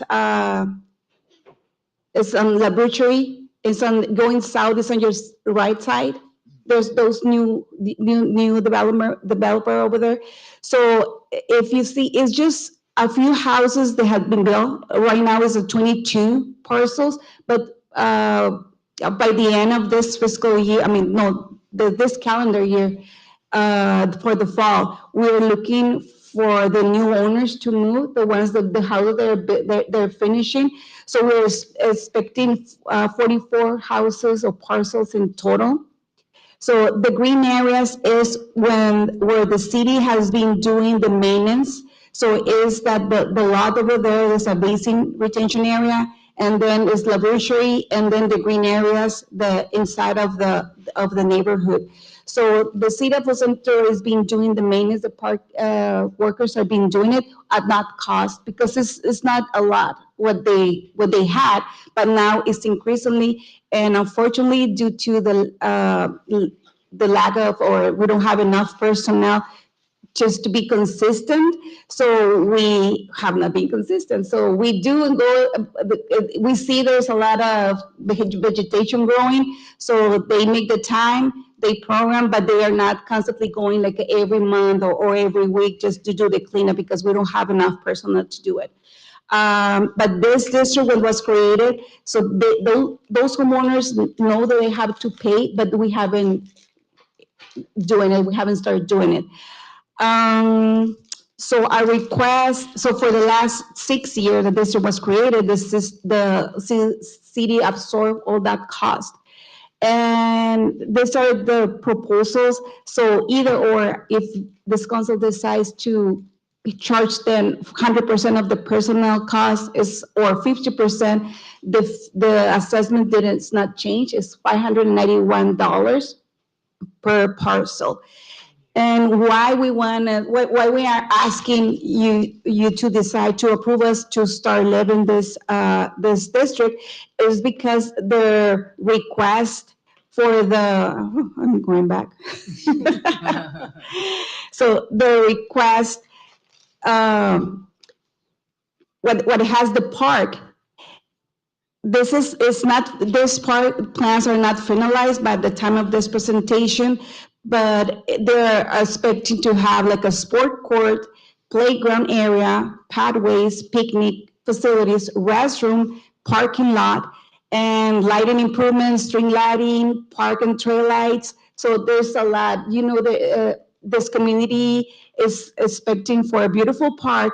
So if better for us to start building a fund balance in order for when it's the time for us to build the park, we are not gonna feel like have a big hit into our general fund. We do have impact fees, but they're not gonna be enough probably by that time not probably, they're not gonna be enough to pay for all this development.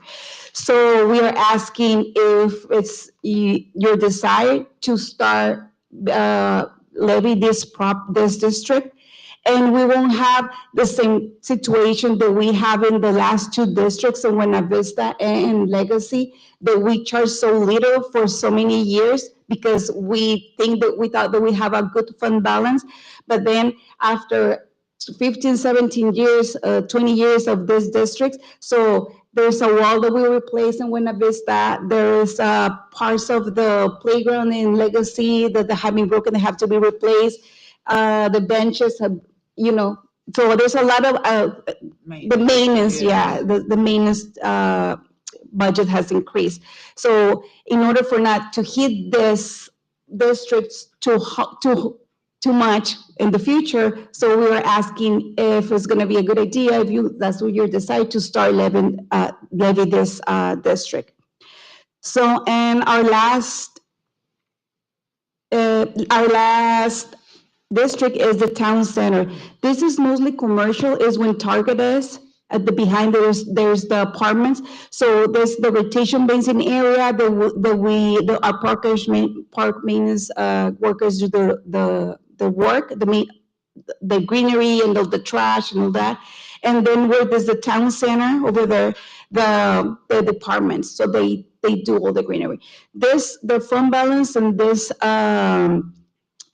district is healthy, and if you see the 2025 fees, it's not a big change. So the first zone, it is the same. The second and third zone could just increase $10 annually. This fees are annually. So, and then it's almost the same if we just do 100% or 50% of the personal cost. They still have a good, healthy fund balance, so there's no need to increase too much. So now this is our staff recommendation. So we are recommending to charge just 50% of the personal cost of the new park worker maintenance to the district, and then asking for the general fund of the city to absorb the other 50%. And we are asking also, we're requesting if it's possible just to charge 50% of the half basketball court to the legacy district, and then the other half be paid with Measure P funds. And I'm gonna be happy to answer any questions, and I wanna hear what you vote for.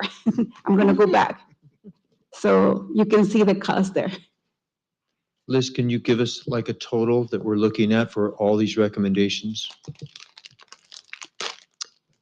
What is it gonna cost? Yeah, that's gonna be the cost, like Buena Vista, if this council decides to go 50% of the new position, and 50% of the legacy district, the creation of the. This is per home, right? that you're Yeah, giving this is us? for home. What I and want to annual. know is what the total cost for the budget, the Measure P, what that total, For Measure P, what we're gonna look, our half is gonna be when you total it all up.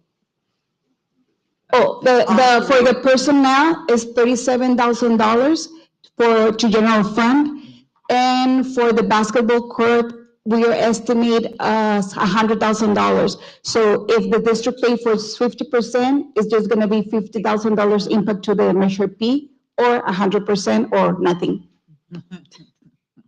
I know that this morning that we were looking at the presentation, Mike and I and Daniel and so forth, and looking at the number of houses that are in the, where is it? Not Lotus, Legacy Ranch, and you see the area where it's a large area up on top and a small area that's paying for, and I don't know, we don't know how that happened or why, but I just wanted to suggest that the city consider paying 100% of that half basketball court, based on the fact that all the other houses on top, the square is the basin, right? Yes. And all the other homes don't pay into that area, but they benefit from it. Yes. And so this small area is the one that's paying for all of this, if I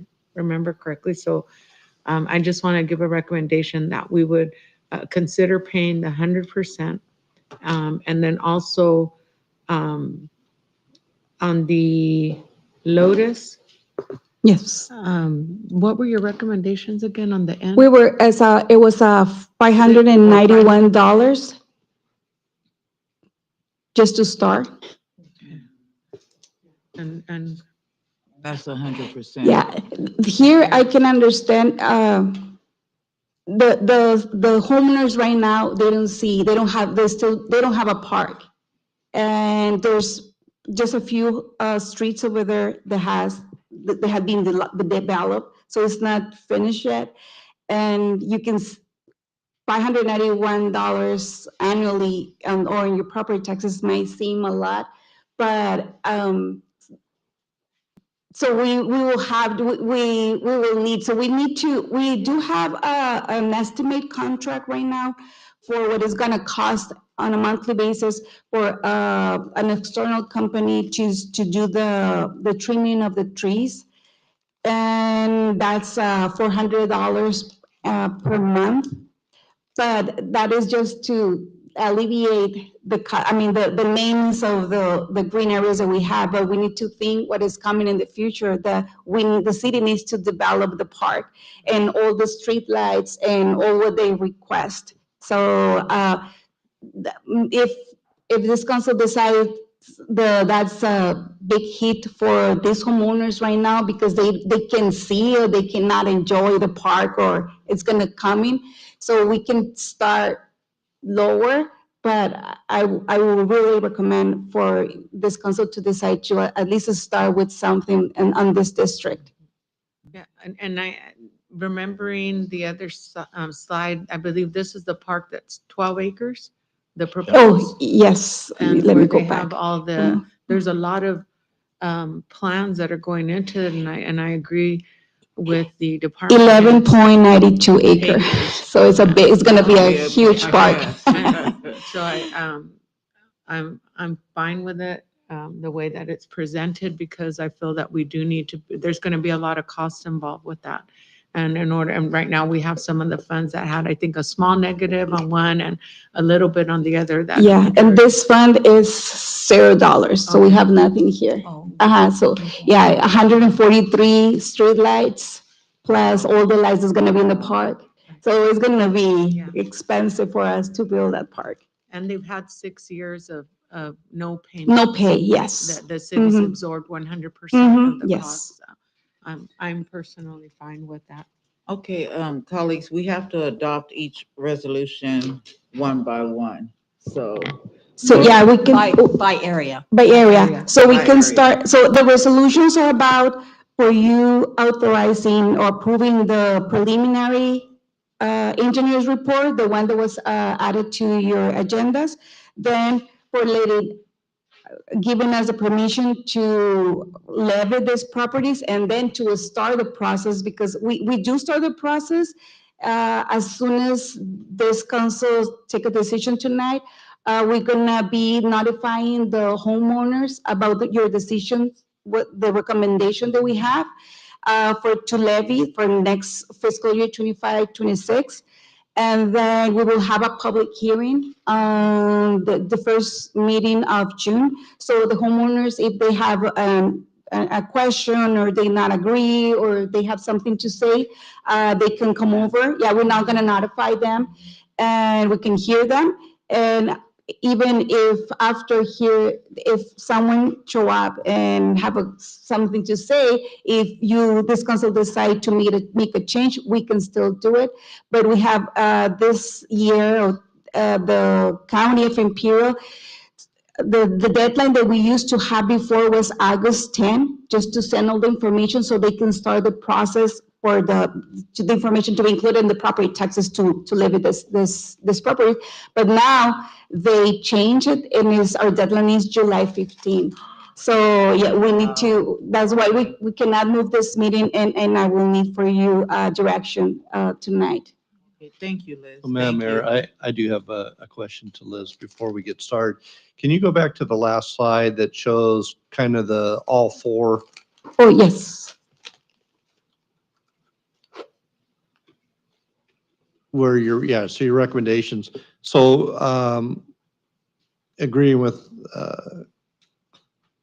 council member, 50% personnel cost and 100% at Legacy Ranch for the use of the major P, up to 100,000. All of these resolutions, if we were to go that route, if we voted yes on all these resolutions, it would take that in consideration.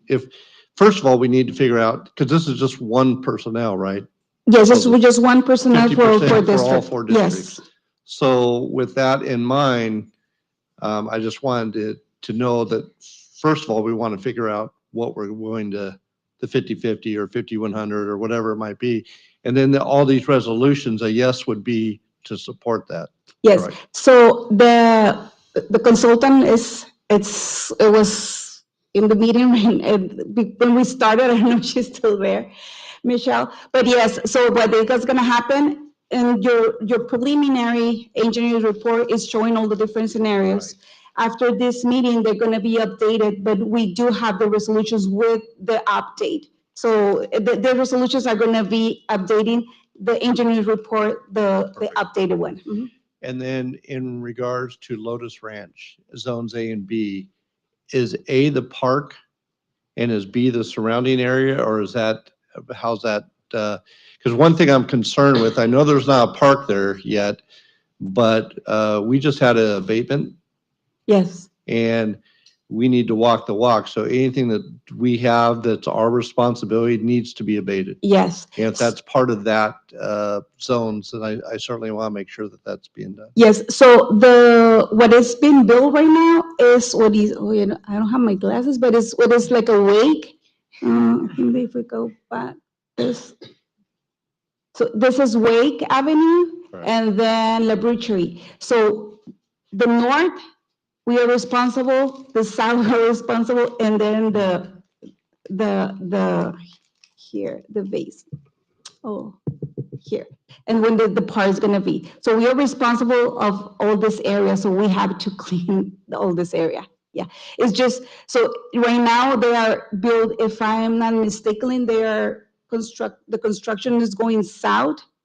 So but just south from Wake, Laboratory. And so they're probably gonna be the first street of Zone B, and then Zone A, the second block, and then the one for going southwest. Okay, I see the zones now. Mhm. All right, thank you.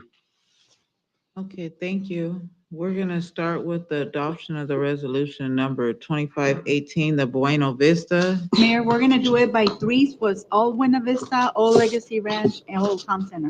So it'll be the three, So I'm gonna try to make it easy.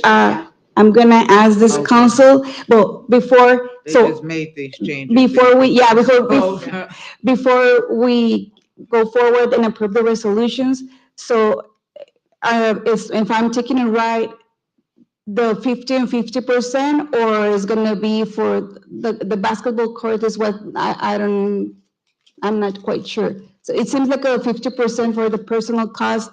All 5 members of the council agree with it? Yes. Yes? I do. The 50%. For the personal cost, $37,000 allocated within the 4 districts, all the parcels? Yes? Okay.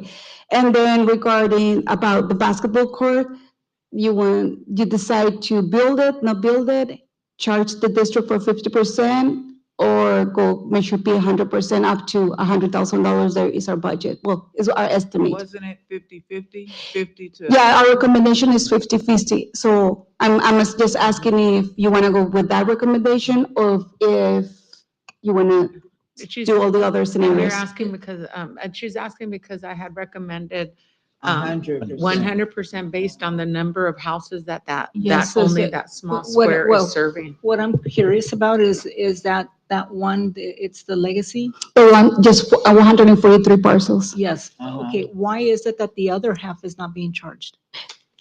Or the other portion of It's a that? different Do you district, have any isn't it? idea? Yeah, when it was built. Oh, it's Not not a a district, district. Oh, okay. I see. Okay, all right. That answers my question. But, and actually, that was one of the reasons why I was kind of leaning into that, is that they came in before district. So, but they're going to be the ones using, we just got done building on a very nice basketball court at Buena Vista. Buena Vista. And so now the smallest district is going to pay the most money. And I think just to soften that blow a bit, if we could come in for that extra 50,000 and put in a basketball court that not only is their parcel is going to use, but the entire countryside parcels is probably going to use as Yes. well. Yes. Which would be kind of a gesture that I think would be Good faith. prudent. Yes, So yes, I agree. So it would, so colleagues, let's get this straight. Do we want to use 50/50 or 100?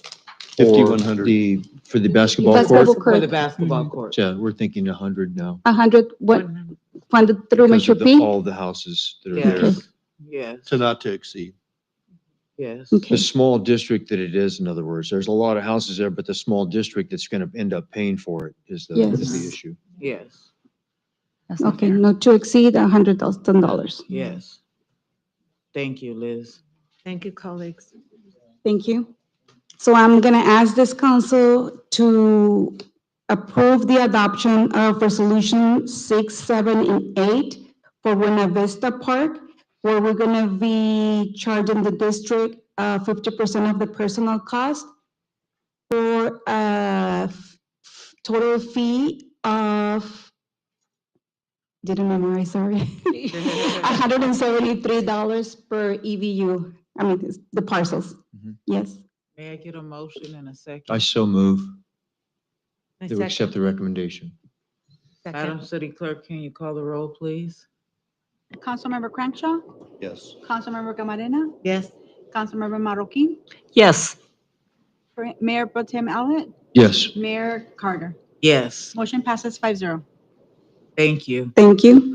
Now I'm gonna ask this council to approve and adopt a resolution, adopt resolutions, number 9, 10, and 11 for Legacy Ranch, where the district will pay 50% for the personal cost, and the Measure P is gonna be paying up to $100,000 to build and add half of basketball court in this park. May I get a motion in a second? I move we approve that recommendation. I'll second that, please. Madam City Clerk, may you call the roll, please? Councilmember Crenshaw, Yes. Councilmember Camarena, Yes. Councilmember Marroquin, Yes. Mayor Pro Tem Allett, Yes. Mayor Carter. Yes, Motion passes 5-0. Thank you. Now I'm going to ask this council to approve the adoption of resolution number 12, 13, and 14 for Town Center, having to pay this district for 50% of the personal cost with a maximum levy of Zone 1, 2, 3, and 4, 5756, 133, for Zone 2, Zone 3, 128, and Zone 4, $250. may I get a motion in a second? Yes, I'll motion to approve the El Centro Town Center levies. I'll second. Madam City Clerk, may you call the roll, please? Councilmember Crenshaw, Yes. Councilmember Camarena, Yes. Councilmember Marroquin, Yes. Mayor Pro Tem Allett, Yes. Mayor Carter. Yes. Motion passes 5-0. Okay, the last one. No, that's fine, thank you. There's one more? So I'm gonna ask this council to approve the adoption resolution number 15, 16, and 17 to start levying Lotus Ranch, having this district to pay also for 50% of the personal cost, being the maximum levy per parcel, $591. May I get a motion in a second, Yes, please? I will motion to approve the maximum levy for Lotus Ranch, $591. 591.27. 27. To be I'll exact. second. Madam City Clerk, may you call the roll, please? Councilmember Crenshaw, Yes. Councilmember Camarena, Yes. Councilmember Marroquin, Yes. Mayor Pro Tem Allett, Yes. Mayor Carter. Yes, Motion passes 5-0. thank you, Liz. Thank you. Now we move on to the amendment number 1 to the Aztec On-Call Task Order number 3. This presentation is by Abraham Campos.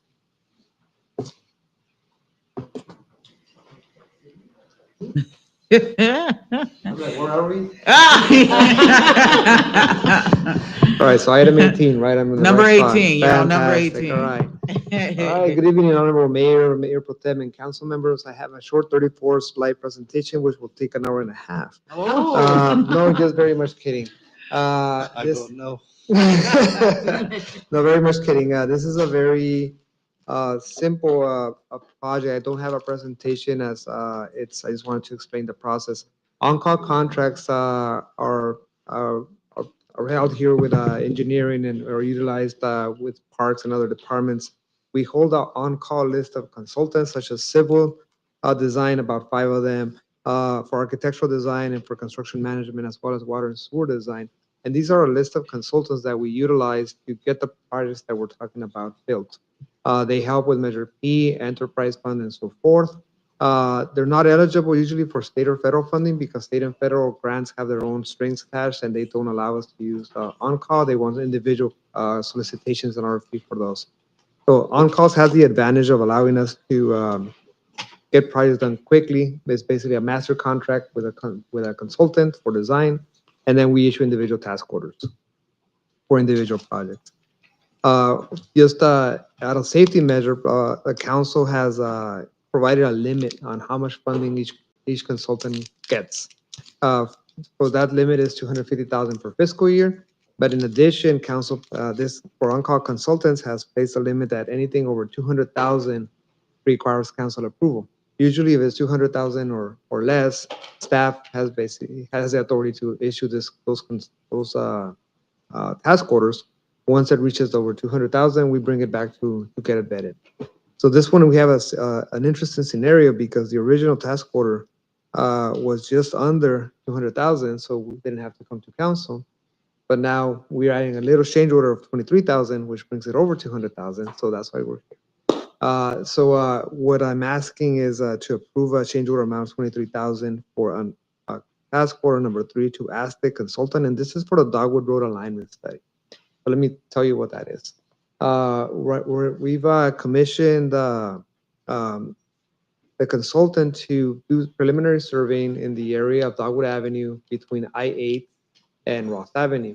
As you know, Maverick has just built that area, and we learned that when Maverick came in and other consultants or other developers have come in, they ask up to where does the city want the roadway to go? Very simple question. But because it's undeveloped over there, it's not an easy answer. So what this exercise does, it takes a look and does preliminary plans for developing the road south of Roth on Dogwood Avenue. That way, should additional developers come in, we know where the limits of the roadways are, and we help those developers move along further and get hopefully some development coming in. Also looks at the master planning of utilities, water, but not only for us, but for the IID, the Dogwood Canal is there, and there's power poles there. So this is looking at a holistic approach in that area and how that corridor will look between Ross and I-8.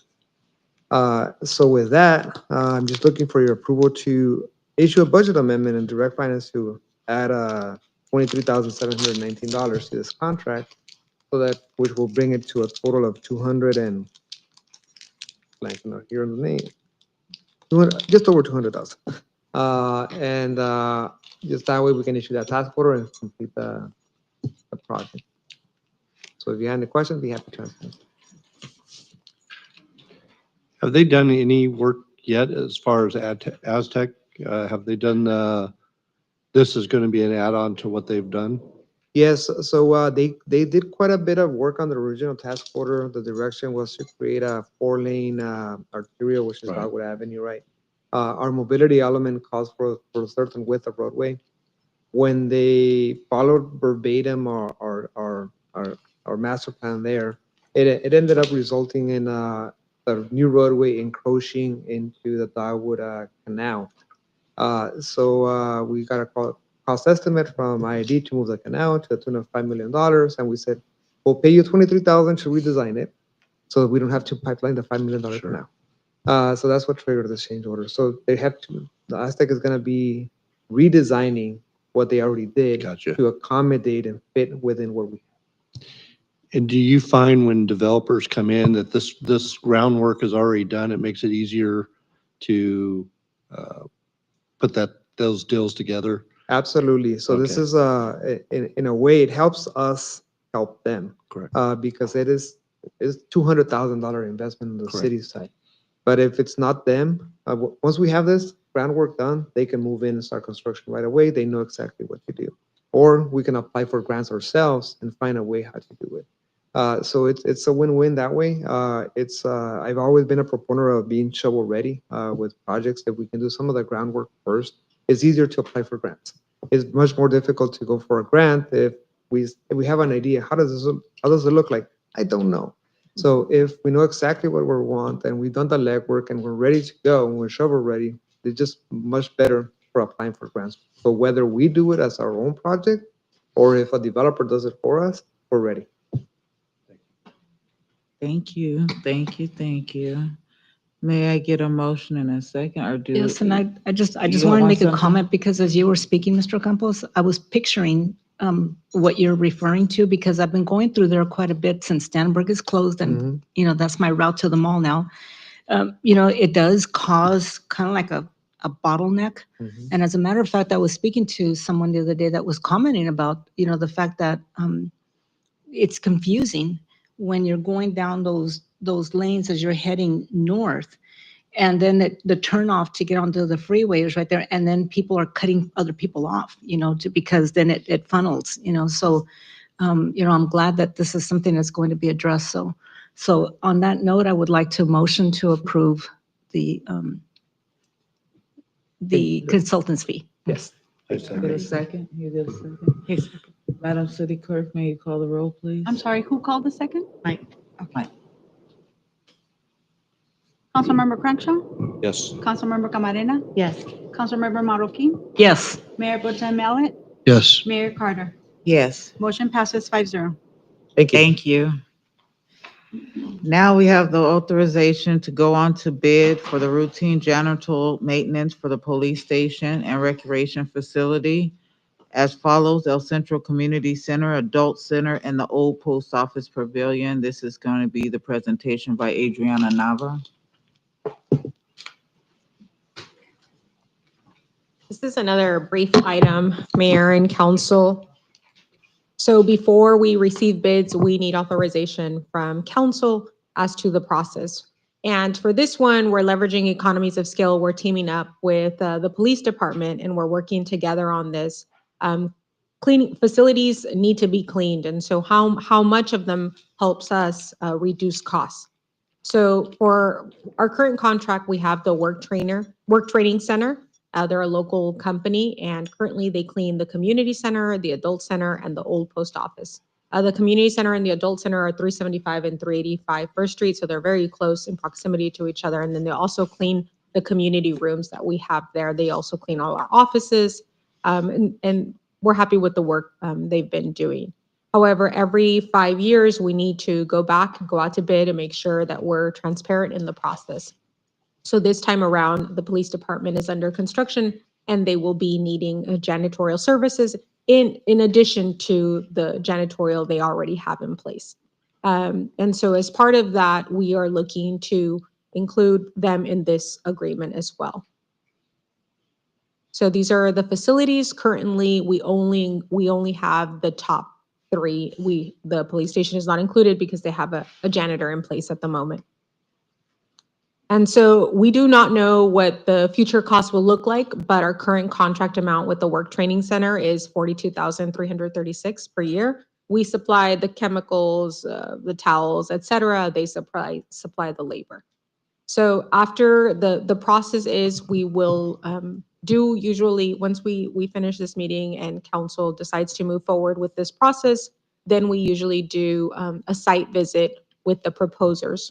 And they get to see the facilities, in this case, because the police station is not completed. If you look at the paperwork that we have, it includes all the floor plans, the fixtures, so they have an idea of what the facility is going to look like. So as mentioned, so this is just going out for the request for proposals. And moving forward, we will continue to come to council for any type of funding recommendation or award of the actual bid. Any questions? We obviously have other city buildings that aren't included in these, like the library. And I don't know about Station 3, but do we have separate janitorials? Right now, the library also uses the work training center and they are under a separate agreement. And would it be better to? We could go back marry all out, that? but I don't think theirs has expired yet. Okay. So that's the one. And then I believe they have a janitor now, right? You have a janitor at the library and you still have work training center as well? Yeah, so we have. Okay. And then this is a unique, is that we're going to have high-rise window type.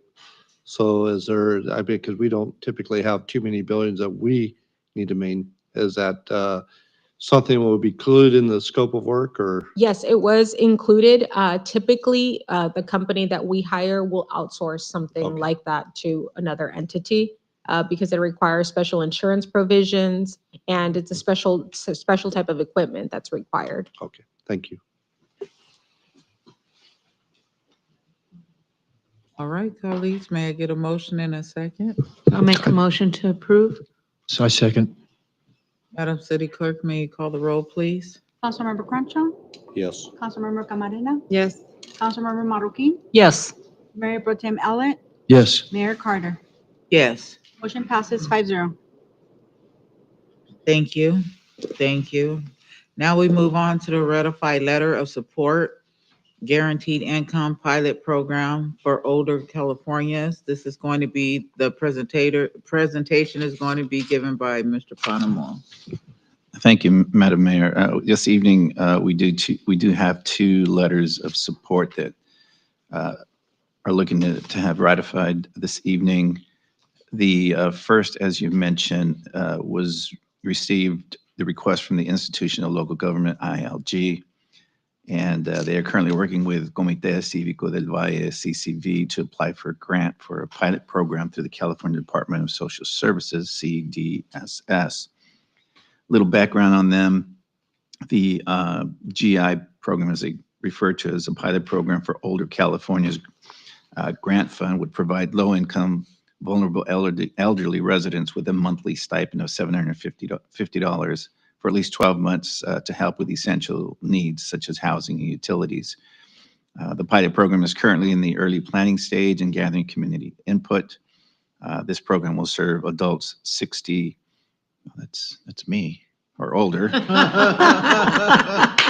thought I'd say that, No but wonder you're supporting it. that's me. That's why I'm definitely supporting that. Right, Marty? We are supporting that. And it's 8:30. It's 8:30. Go. You included Marty I know. by accident. Anyway, we do have a list of key challenges faced by the older adults as listed in your staff report there: housing insecurity, physical and mental health challenges, loneliness, and so on. A little discussion as part of the California fiscal year 2024-25 budget. An additional $5 million was approved to include older adults as a priority population. And prior to awarding of grant funds, the CDSS will engage in a series of listening sessions to benefit from the feedback from the community partners and the solicitation. So what we're asking this evening for that one is just to ratify, and I think, Madam Mayor, you were involved in this one here. I think I was gone, and so you were working with ILG along with Cindy on that. Yes. So we're asking that the letter of support be ratified this evening. It was due April 17th, is the reason why it was sent out prior. Yes, yes, thank you. Okay, Madam City Clerk, may I have just a comment. Yes. Regarding the program. Obviously, because we do have a high unemployment rate and everything that the Valley has that, affects our population, all ages. Financially, I'd like to just make a comment.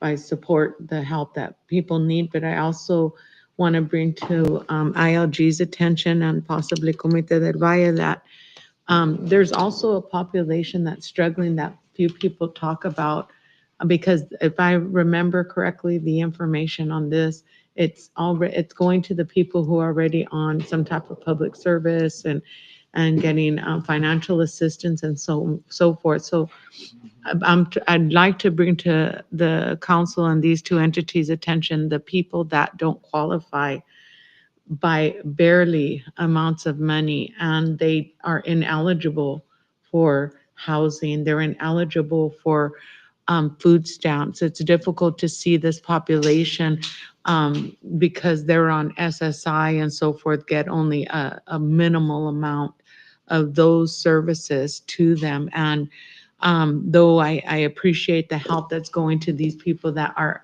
fortunate to get the help that they get already from the state, we have populations of elderly people that are penny pinching because they are right over these federal poverty limits. And I'd like to see some type of assistance given to them because some may be fortunate enough to have family make that gap for them. But it's difficult to see those people that don't have the family that are there, and we don't know the struggle that they go through just to be able to get some type of consistent food on the table and so forth. So I just wanted to make that point. No, It's we don't important know that we each look other's at story. those Mhm. as well, because these are assisted and this is going to help them more, but we have an arena of people that need more help than we know. Totally agree. Yeah, good point, Thank you. Councilmember Yes. Camarena. And what we can do is, since we're gathering input on this, we can make sure that your thoughts and opinions be mailed to CEGO. Then we'll make sure that happens. Thank you. Mayor, you need a motion and a second for this. May I have a motion and a second, please? I make a motion that we accept it as written. I'll second. Madam City Clerk, may you call the roll, please? Councilmember Crenshaw, Yes. Councilmember Camarena, Yes. Councilmember Marroquin, Yes. Mayor Pro Tem Mallet, Yes. Mayor Carter. Yes, Motion passes 5-0. thank you. Now we have a mass notification system presentation by our very own Mr. Mario. Good evening, Mayor, Mayor Pro Good Tem, evening. members of council, City of El Centro staff, and members of the public. We have saved the best for last. Yes. There we go. The members of the public are all asleep.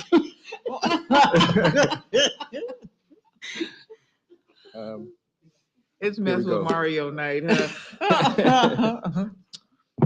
I'm pleased to present our new mass notification system, which officially launched in early March. This platform enhances our ability to communicate with the public during emergency and non-emergency situations. It complements our current efforts through traditional and social media, giving us an additional tool to reach our residents more effectively. We've prepared a short video that highlights the features of the system and walks users through the sign-up process. Following the video, I have a little bit more information and I can answer any questions you may have. Welcome to the City of El Centro's mass notification system. Stay connected, stay informed, and stay safe with real-time updates for both emergency and non-emergency situations happening in our community. From special events to road closures and career opportunities, signing up is quick and easy. Here's how to sign up. Locate the sign up button, scroll down on this page to find the sign up button, provide your information. You will be asked to provide information such as your phone number and address. This ensures we can send you location-specific notifications. For example, if you are near a fire, we can send a notification to your specific area only. App for mobile users. Download the mobile app to receive notifications based on your location. Start the sign-up process. Click the sign-up button to begin. If you're already registered and want to update your information or preferences, click the Modify button. Information you will provide. Email address to receive notifications and registration information. Cell phone numbers.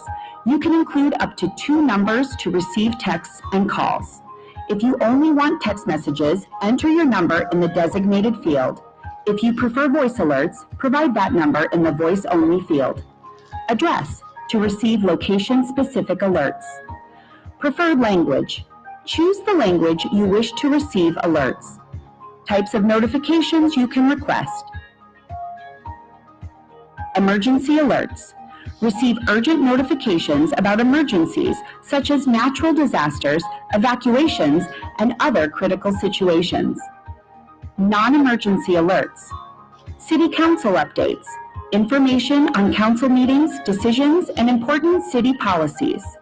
City Hall or facility alerts, updates on closures, service changes, and emergency notices for city facilities.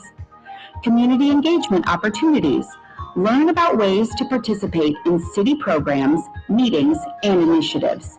Job opportunities, notifications about job openings with the City of El Centro.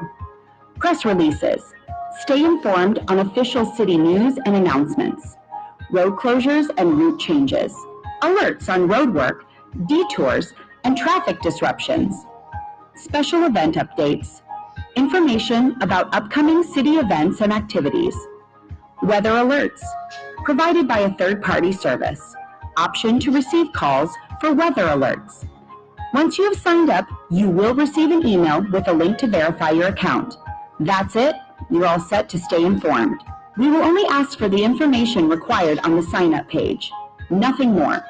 We will never request sensitive details like your social security number or bank information.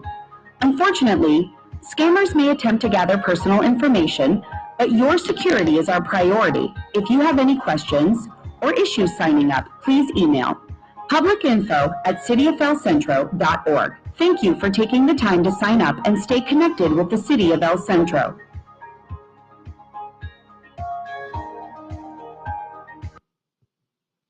As of today, we have 129 subscribers, and that number continuing to grow. We've announced the launch of our notification system through local media, promoted it with paid social media ads, and are developing a flyer for distribution at events throughout the year. We're also currently in the process of training police and fire staff to be able to access the system. This system also has the capability of integrating in FEMA's iPOS system, a national platform that delivers alerts to mobile phones, radio, and television. The city is currently in the early stages of the iPOS registration and training process, which is extensive and required for integration. This new system currently allows me to send voice messages to phone numbers registered through Yellow Pages in case of a major emergency, whether they are subscribed to the mass notification system or not. This tool is part of a 4-year contract with Civic Plus, which also includes Civic Clerk, Civic Rec, which you heard about earlier from Mr. Ibarra, website hosting, accessibility tools, security enhancements, training and consultation, a chat box system for our website, and more. The total contract cost is $146,000, fully funded through the American Rescue Plan Act of 2021, and I can answer any questions that you may have. Thank you. That was a very Yes. good presentation. I like the funding. I like the funding part, right? That's great. I had an idea you might want to know.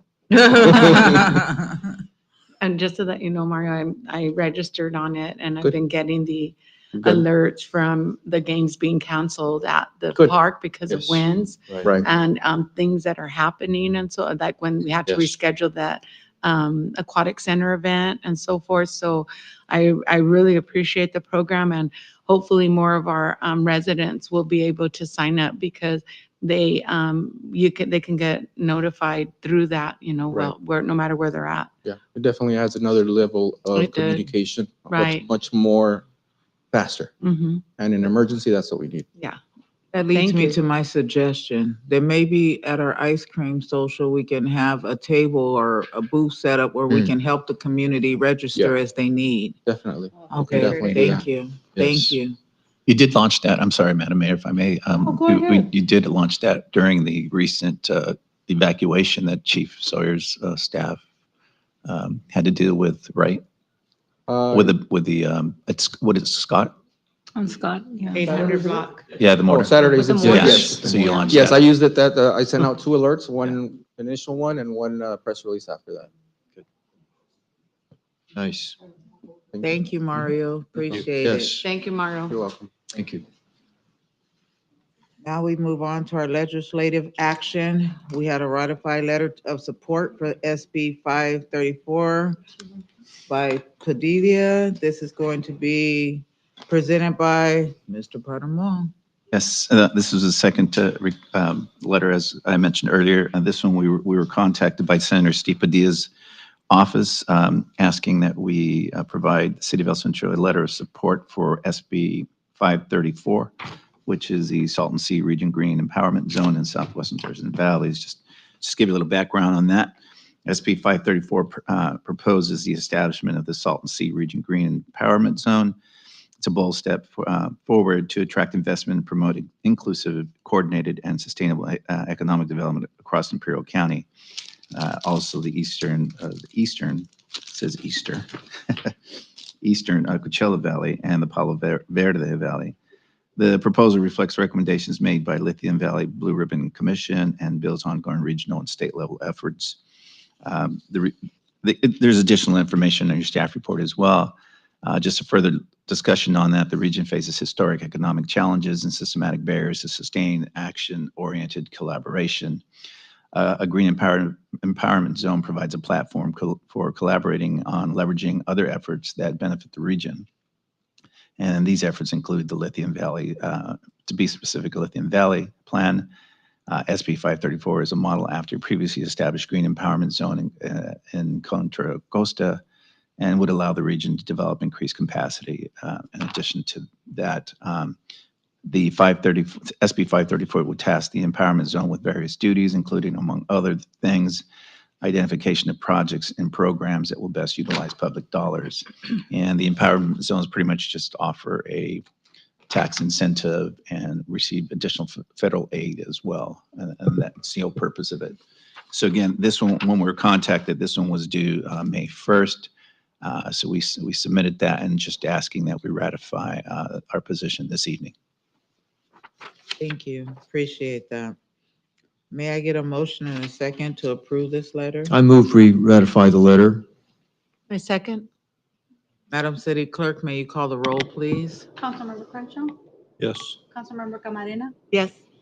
Councilmember Marroquin, Yes. Mayor Pro Tem Mallett, Yes. Mayor Carter. Yes. Motion passes 5-0. Thank you. Now we're going to move to our task force reports. Councilmember Marroquin, would you like to start, please? Right when good thing I finished my little Fruity Leap thing, so, oh my gosh, where do I start? So last week I was at the California Transportation Commission Town Hall that they held at the library, in the community room. So these were representatives from throughout, from that came down from the Capitol to talk about all the transportation. All the cities in El Centro were represented, and each city had an opportunity to make a presentation about their the major projects that they're working on in terms of roads and anything that had to do with transportation. So that same day, I attended the Ivy Food Bank Mixer, and then later on the evening, the California Transportation Commission also held a reception, so I was able to attend that as well. On a personal note, I went to a women's empowerment conference that was held at the Cambria Hotel on Saturday morning. Let's see. And then last Thursday, I was at Mr. Campos's presentation with Flowing Forward, El Centro's water and sewer vision. That was I got a kick out of the lady's comment about how she just loves to talk about sewer, So, and then that same evening, I went to Law Day on the lawn at the courthouse. So that I was really impressed with the number of vendors that they had out there, but also all these agencies that were represented to give free legal advice to residents, and just all the different resource tables that were available to our community. And so I thought that was a worthwhile event to attend. And then, of course, we were at the Dancing with the Stars last Friday evening.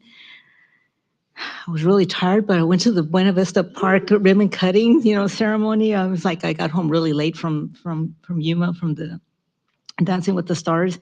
But you know what a beautiful park. And just to see the residents, how happy they were about the fact that they have a park in their neighborhood, and it's something that has been highly anticipated. That was just worthwhile, just to see all of the kids playing and so on. And then we were able to then go on to the floating Easter egg hunt, and I just have to say that's probably one of the cutest events of the year.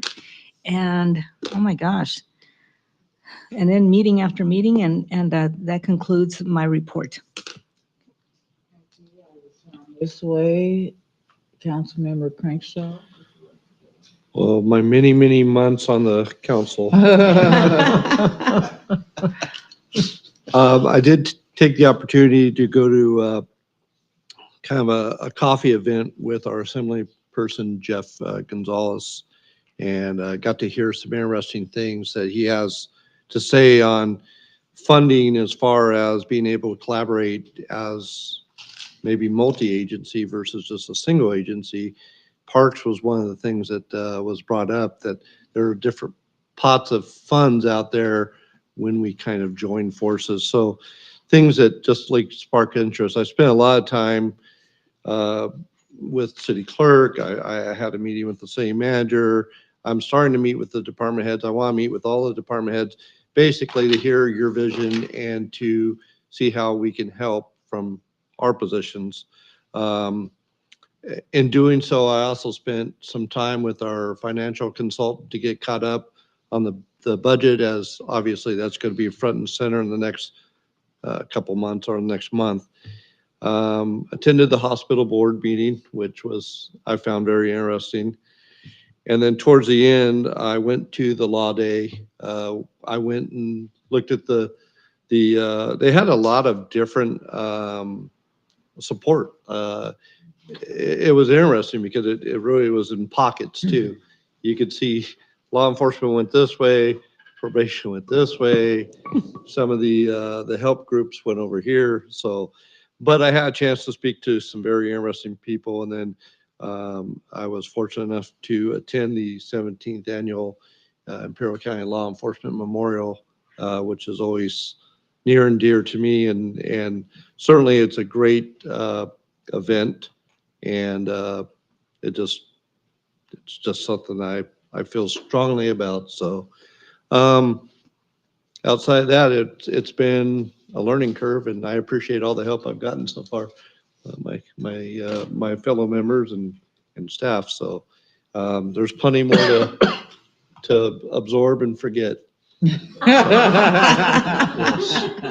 As we get older, it gets easier to Yeah, forget. exactly. We got the forget down. Welcome to the Thank club. you. Thank you. Okay, Councilmember Camarena. Just attended a number of the events that they had stated, had the privilege of attending the League of Cities meeting in Sacramento with Mayor Carter.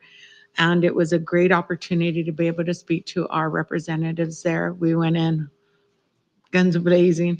Yes. And Yes. I know one of them was just staring, but we got to be able to talk and not let them forget that even with the Tijuana River situation that they're pushing forward in the state and the federal level, that we have the new river here and we have a high amount of disease and so forth also coming through here, seeping through our lands and so forth. So we need to make sure that we remain advocates for our cities and our residents, that if you're going to address one, you got to address the other, and so forth like that. And we brought that up. We brought up, we're able to talk to the people in the housing department about funding.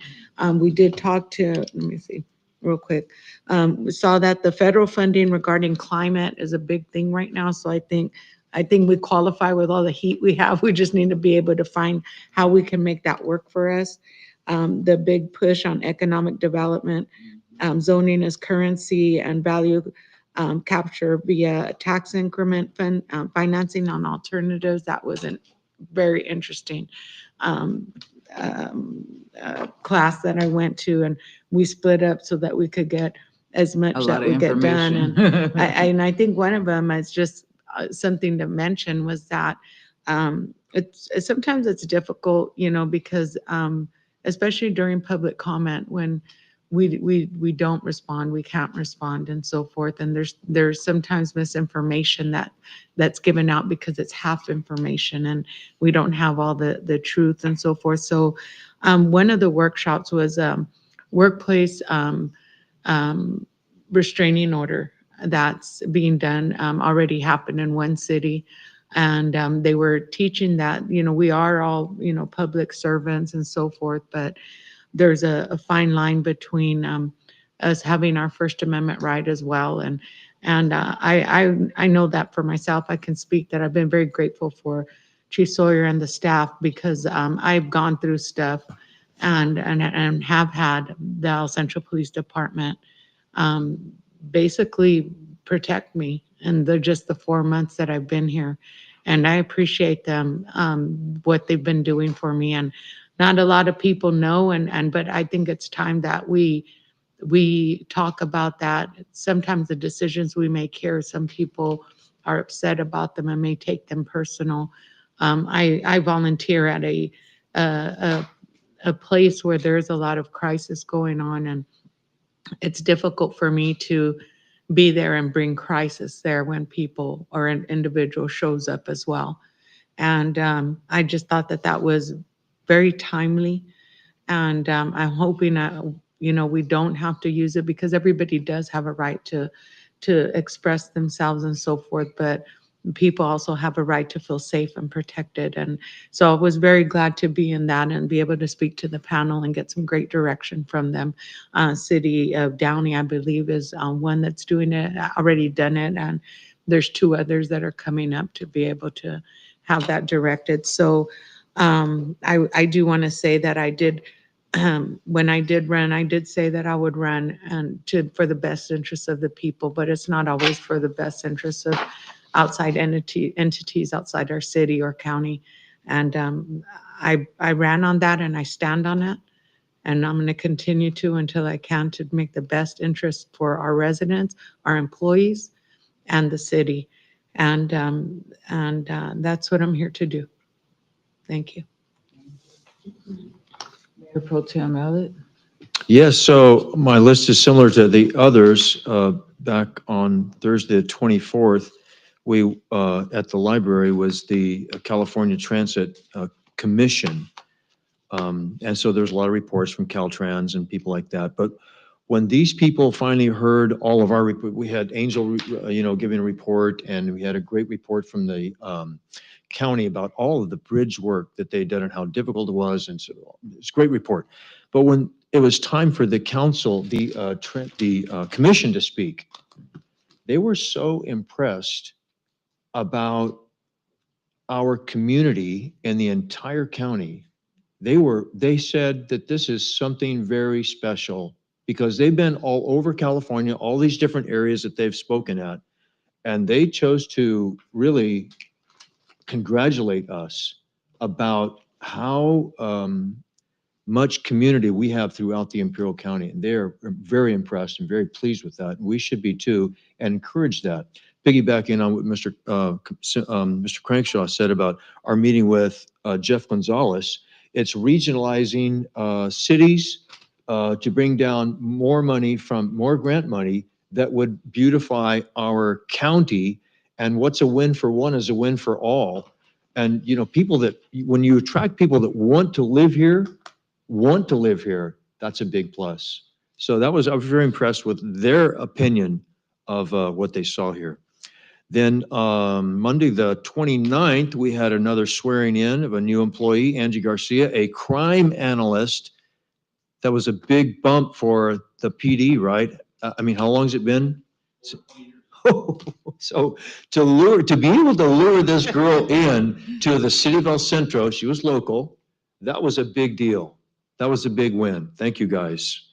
So that didn't just happen. She was drawn in. That was great. Then the California Transit Highway Memorial, several of us went to on April the 30th at the Caltrans yard. And correct me if I'm wrong, but was it 94 or 194 deaths that have occurred from California Caltrans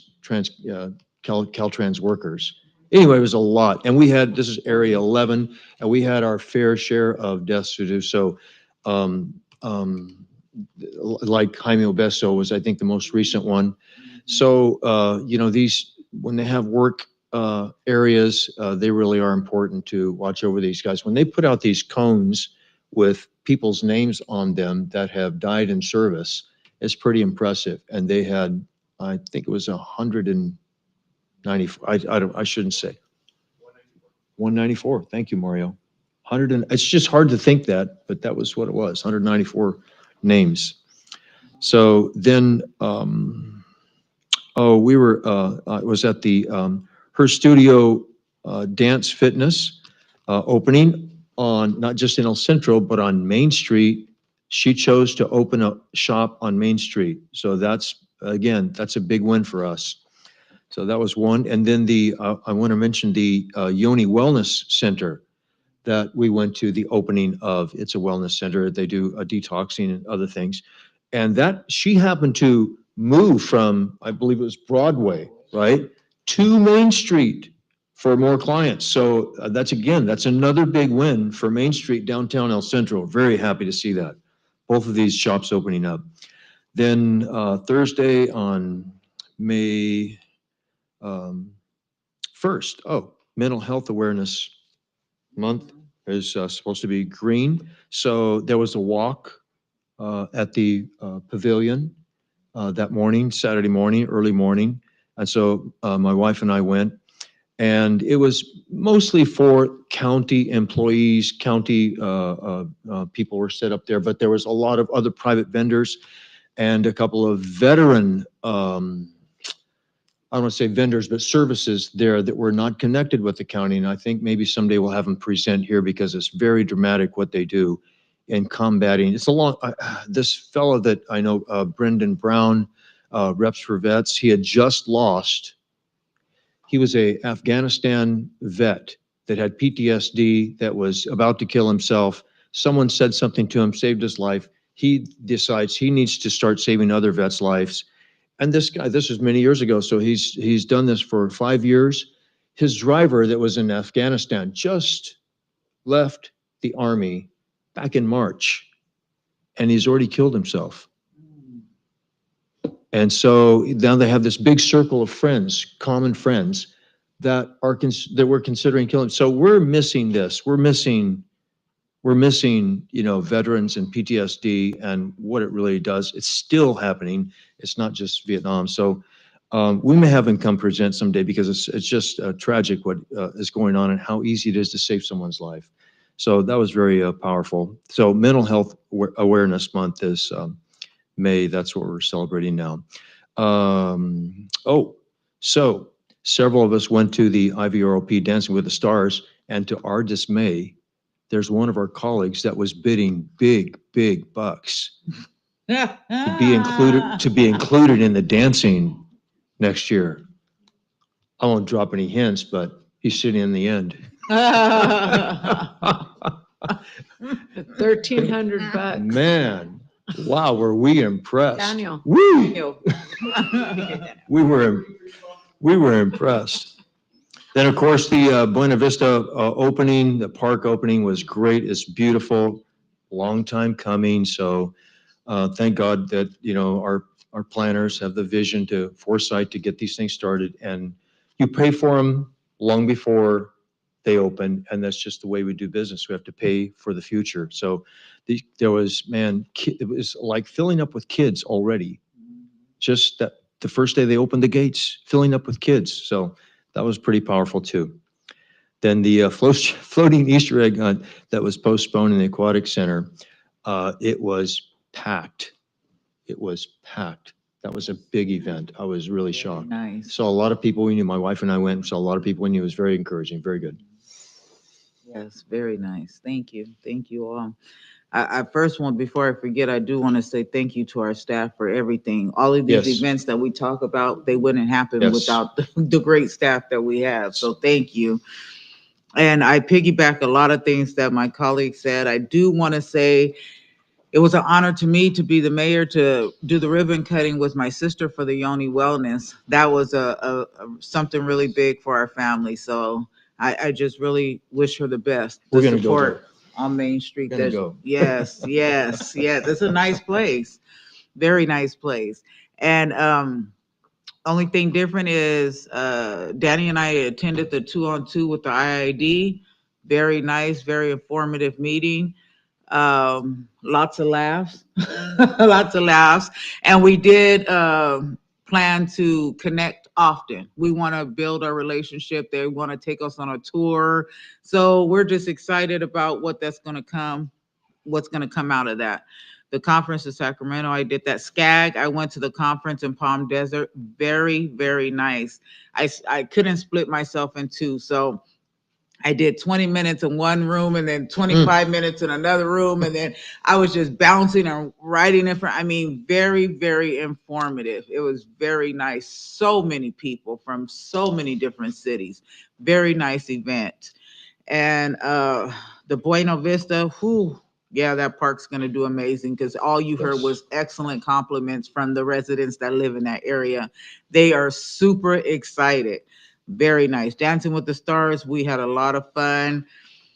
Oh, the floating eggs. Yes, it was very nice. Kids, you could just everywhere. It's like where you had to say, excuse me. I mean, because it was just no walking room. So, yes, very nice. And I do want to say happy belated Cinco de Mayo to you guys. And thank you to everybody who wore a taste of green today because we wanted to show our appreciation for Mental Health Awareness Month. And we are going to do a proclamation at our next meeting for them. And I also want to say happy Mother's Day to all of the mothers. Yes. Happy Mother's Day. You deserve it. Put your feet up, leave your house dirty, don't cook.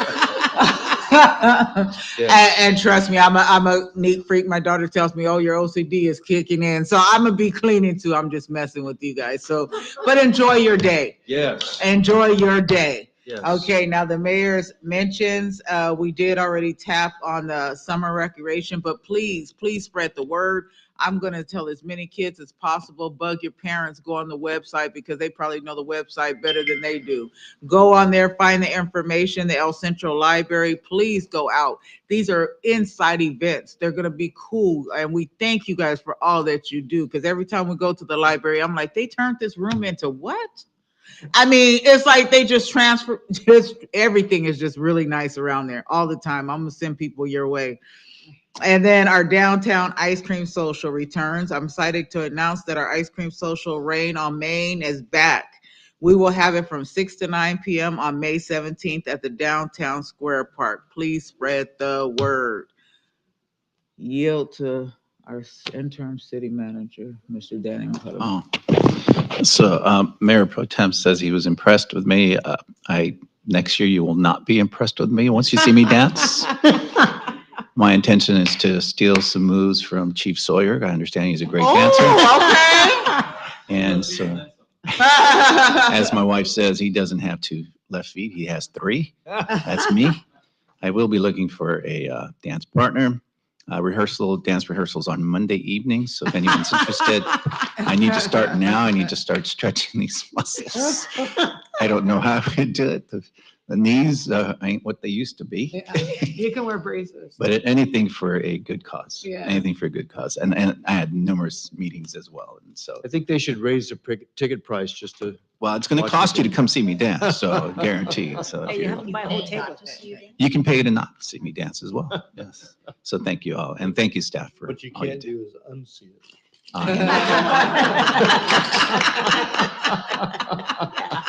What do you say? It will be unforgettable. They make a citizen's arrest here.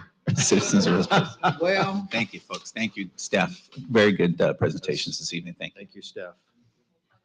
it is 9:07 and this meeting is adjourned. Thank you, everyone. Thank you. Have a good night.